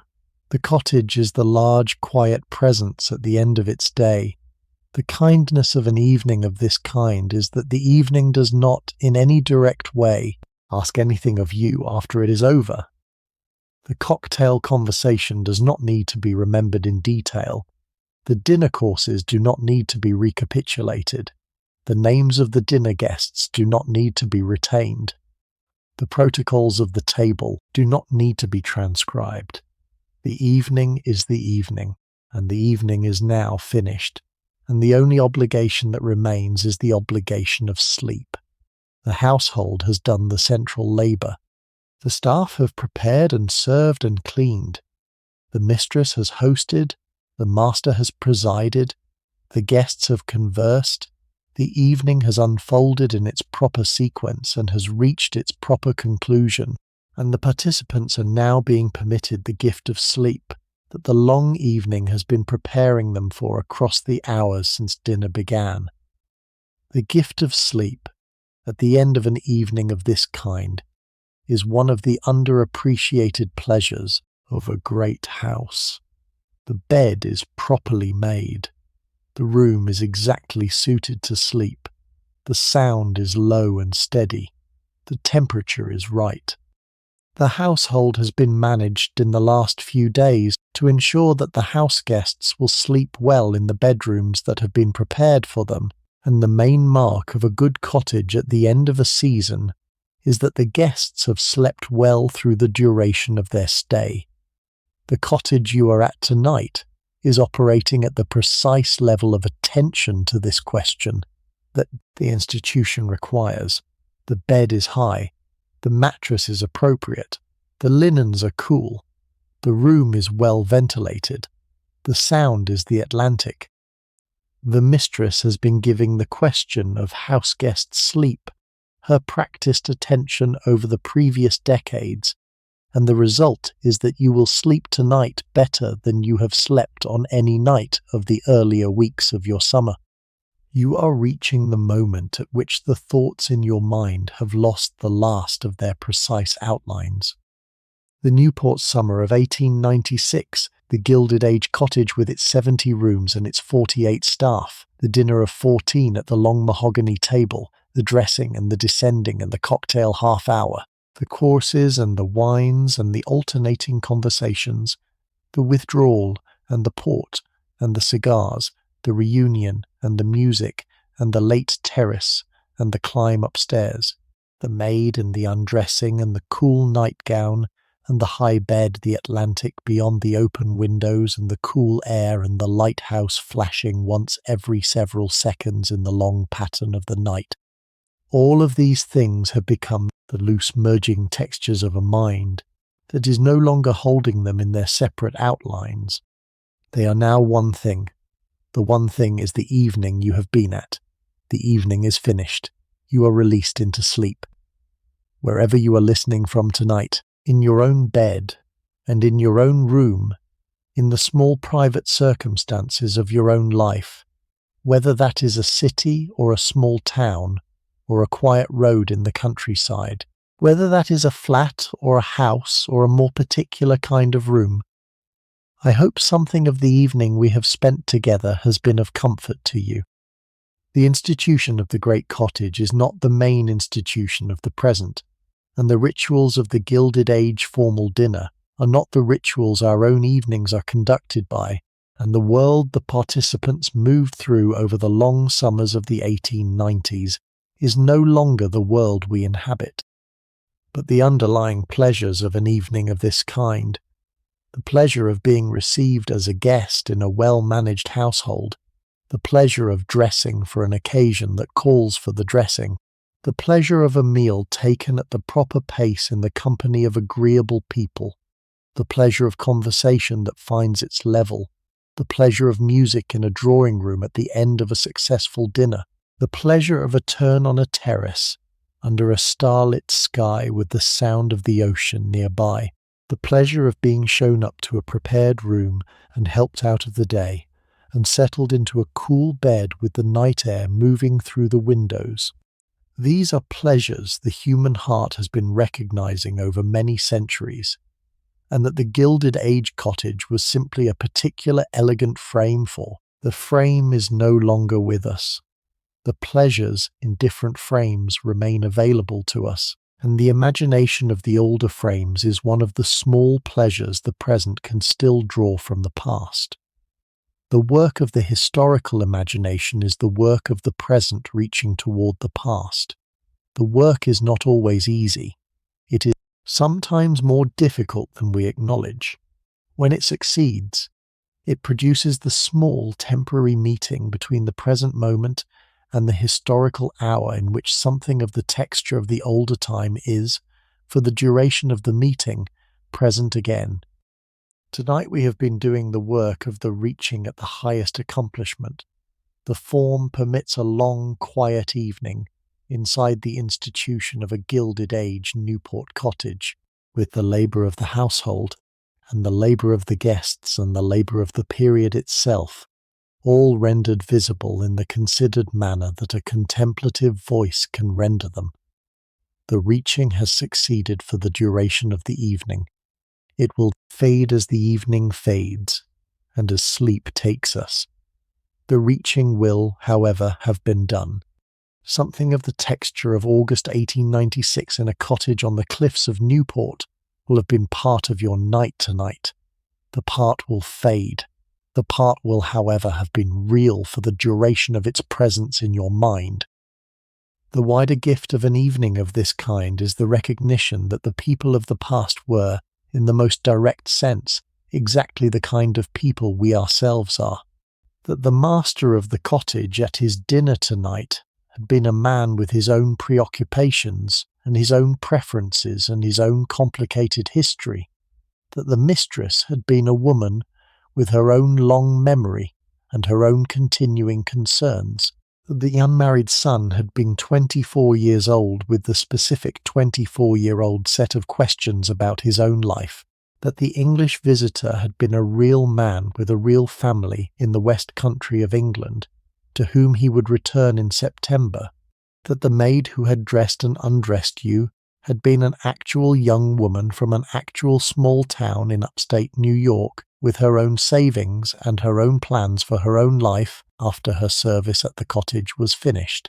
That the chef in the basement had been a Frenchman with his own professional pride and his own household in his own free hours. They had all been distinct people, not the generic figures of the Gilded Age that the textbooks reduce them to. The evening had been the meeting of these distinct people in the specific circumstances of an August Tuesday in 1896, and the meeting had produced the textures the evening had carried. The textures had been real. They had, however, been the textures of one evening only. They had not been the textures of all evenings or all summers. They had been the textures of this evening. The recognition is the honest acknowledgement that the historical imagination can make at the end of an exercise like the one we have spent the evening at. The past is not a single thing. It is many distinct evenings of many distinct people in many distinct circumstances, each of them as real and as complicated as our own present, and the imagining of it is the considered work of reaching toward one of those evenings at a time. We have reached toward one tonight. We have done it carefully, and at length, and with the proper respect for the labour the evening had required from the people who had lived it. For these few hours we have made a small temporary meeting with one Tuesday in the summer of 1896, in a cottage on the cliffs of Newport. The meeting will dissolve as we fall asleep. It will, however, have been a real meeting while it lasted. For tonight, however, the work is done. You are in the high bed in the corner room of the seaward wing of a Newport cottage in August 1896. The cool sea air is moving through the open windows. The Atlantic is the constant presence beyond the cliff. The lighthouse at the point flashes once every several seconds in the long pattern of the night. The cottage around you is at its proper night silence. The household has reached the end of its working day. The guests have retired to their rooms. The family is on the upper floor. The staff are in their quarters in the basement, and the main rooms of the ground floor are at their night configurations. The cottage will hold through the night, and will wake at 6 in the morning to the early bell of the under-butler, who will begin the breakfast preparations of the new day, and the institution will continue its operation in the standard manner of the season. But you will not need to be present at 6 in the morning. You will sleep through the cool hours of the late summer night, with the Atlantic moving in its long rhythm beneath the cliff, and the cottage settled in its quiet around you. The sleep will be the deep sleep of a guest in a well-managed household, who has been at a successful dinner and has reached the proper conclusion of a proper evening. Let the sleep take you. The kindness of the cottage at this hour is that the cottage is not asking anything of you at all. The cottage is not asking that you remember the names of the guests at the dinner. The cottage is not asking that you retain the wines of each course. The cottage is not asking that you recall the conversations on the loggia, or the topics at the port table, or the music in the drawing room. The cottage is asking only when you sleep that you accept the gift of the prepared room and the high bed, and the cool linen, and the cool sea air, and the sound of the Atlantic, and that you let your body and your mind rest through the cool hours of the late summer night. That is all. The remembering can be done in the morning, or can be left undone. The evening has been the evening. The evening was real. Whether or not you remember it, the evening will have been part of the night you are now beginning to enter, and will have shaped the rest you are now beginning to take. The cottage is in this final way a kind teacher. It does not require its lessons to be retained. It requires only that its hospitality be received. You have received it. You have received it well. You are released. The evening is finished. The dinner is over. The conversations have ended. The dressing and the undressing are done. The cottage is at its night silence. The Atlantic continues. The lighthouse continues. The cool air continues. The bed is warm beneath you. The pillows are right beneath your head. Your eyes are closed. Your breathing is settled. Your thoughts have gone loose. You are at the threshold of sleep. Cross it. The night is yours. The morning will come when it comes. There is nothing more to be done tonight. Sleep well. Good night.